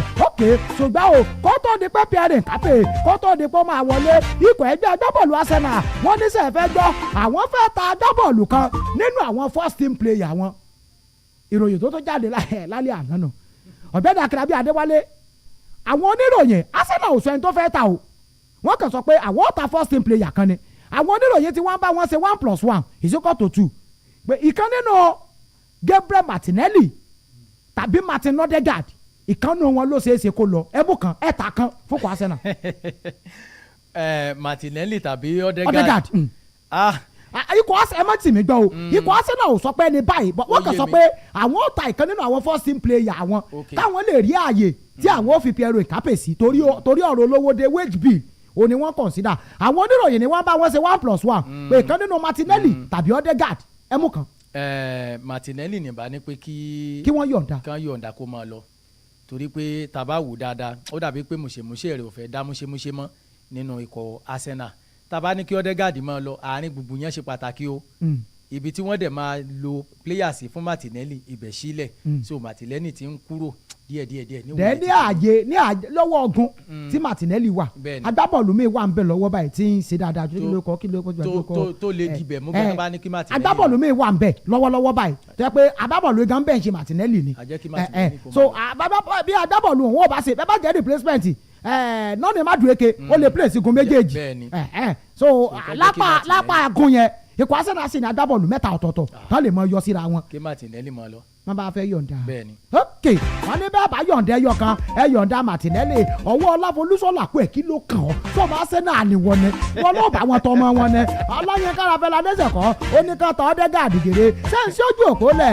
ń tà pẹ̀kẹ́lú láàárọ̀ ìpọ̀ ó yẹ ẹ̀yìn náà dá sí agbábọ́ọ̀lù mẹ́ta midfielder mẹ́ta tó gá àyàjò ìyẹn lágbàá láàyè ẹ̀mú yẹn ok sáà sì máa rólùkọ́ni tó máa lọ ìyẹn lópin ṣàìsá kí sáà tó parí sáà rólùkọ́ni tí wọ́n ṣe tó ṣeéṣe kán tó fọwọ́ sí júwèé lé fún ọ̀gbẹ́ni akínlábí ní olùkọ́ni ugo tudor sínú kan tó tí a mọ̀ sọ ó lè ṣeéṣe kó mọ̀ láti ọ̀sẹ̀ ok olùkọ́ni wo lẹ́yìn rí o àpò ṣeéṣe kó tún lọ lópin kí sáà tá a wà tó dópin ó di méjì àbí ẹ bá sọ́nà àtàkan nínú martin odegaard àti gabriel martinelli wọ́n ní kan gbọ́dọ̀ lọ kí pierre ìkápè kó tó lè ráyè wọlé èèyàn sínú ọkọ̀ ẹgbẹ́ agbábọ́ọ̀lù tiẹ̀ ok 0915 0905905 0915 0905905 0704 100 1905 0704 100 1905 nọ́mbà méjèèjì eléyìí tó wọ yàrá agbára ó ní mo ti yọ̀ǹda lẹ̀ yẹn ikọ̀ ẹgbẹ́ agbábọ́ọ̀lù chelsea àti manchester city wọ́n ń wojú agbábọ́ọ̀lù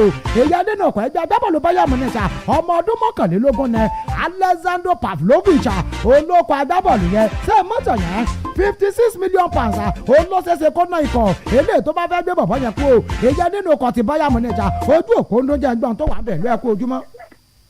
ẹ kú ojúmọ́. ó kọ́ yín ibi ẹ ti ń pè ẹ̀lú ẹ kú ojúmọ́.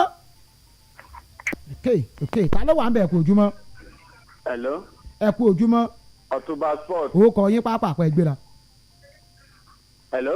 ẹ̀lú ẹ kú ojúmọ́ mò ń gbọ́ yín.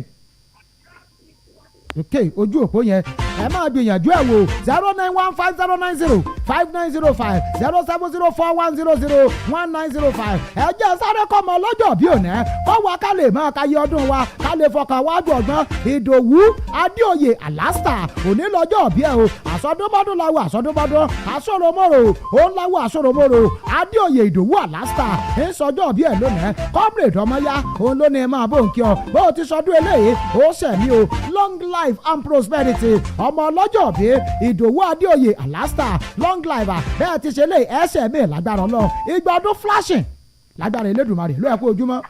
hello ẹ kú ojúmọ́. ó kọ yín ibi ẹ ti ń pè. hello. ó kọ yín ibi ẹ ti ń pè. ìjọba arsenal láti òkè oníyàn. ó yẹ ẹ bá mi ta. mo fẹ́ bèrè kankan ní ẹjọ́ ẹran mi létí kípa ló ní kíríkìtì jù. ló kàn mí pẹ̀lú yẹn ní tí n bá béèrè ní ẹ bá mi ta ló kàn mí pẹ̀lú ẹ máa kípa tó ní clean sheet jù ẹ sọ yàn ọjọ́ mi ẹ̀ ló ẹ kú ojúmọ́. ẹ̀lú ẹ kú ojúmọ́. hello ọ̀túnba. ok ó kọ yín ibi ẹ ti ń pè. mo kí ìgẹ̀dẹ̀ láti kọ̀lé. ok ó yá. akílábí mo kí yín o ẹ kó ń gbẹ. ẹ̀sìn pápá àpẹ gbé. nípa ti tọ́sí àmọ́ sport yẹn sẹ́ni kóòsì wọn yẹn ohun ọ̀sìn dáadáa bọ́ọ̀ bá lè báyìí wọn lè rí géètì ní bí kàn ṣe ń lọ fún wọn. nípa tẹ́ ẹ̀ òkè ọ̀sẹ̀ yìí gbogbo yẹn lè ṣe ṣẹ́ẹ̀sì máa na àwọn yẹn gbogbo yẹn ṣe. ẹ bá mọ̀ tó na àwọn yẹn o wọ́n gbé yín ti Barnsley jẹ ikọ̀ ẹgbẹ́ àgbà ẹ tó ń pẹ́ ẹ tó ẹ bá mọ̀ náà ẹ ló ẹ kú ojúmọ́ òjè ẹ ló ẹ kú ojúmọ́. hello. ó kọ yín ibi ẹ ti ń pè. ẹ kú ojúmọ́. ó yá pápá àpá ọkọ yín. yà ọba ni mí ló sọ̀rọ̀ látàkùngbà. ok. lórí ọ̀rọ̀ Martinelli àti Odegaard mo fẹ́ dá sí o. ok.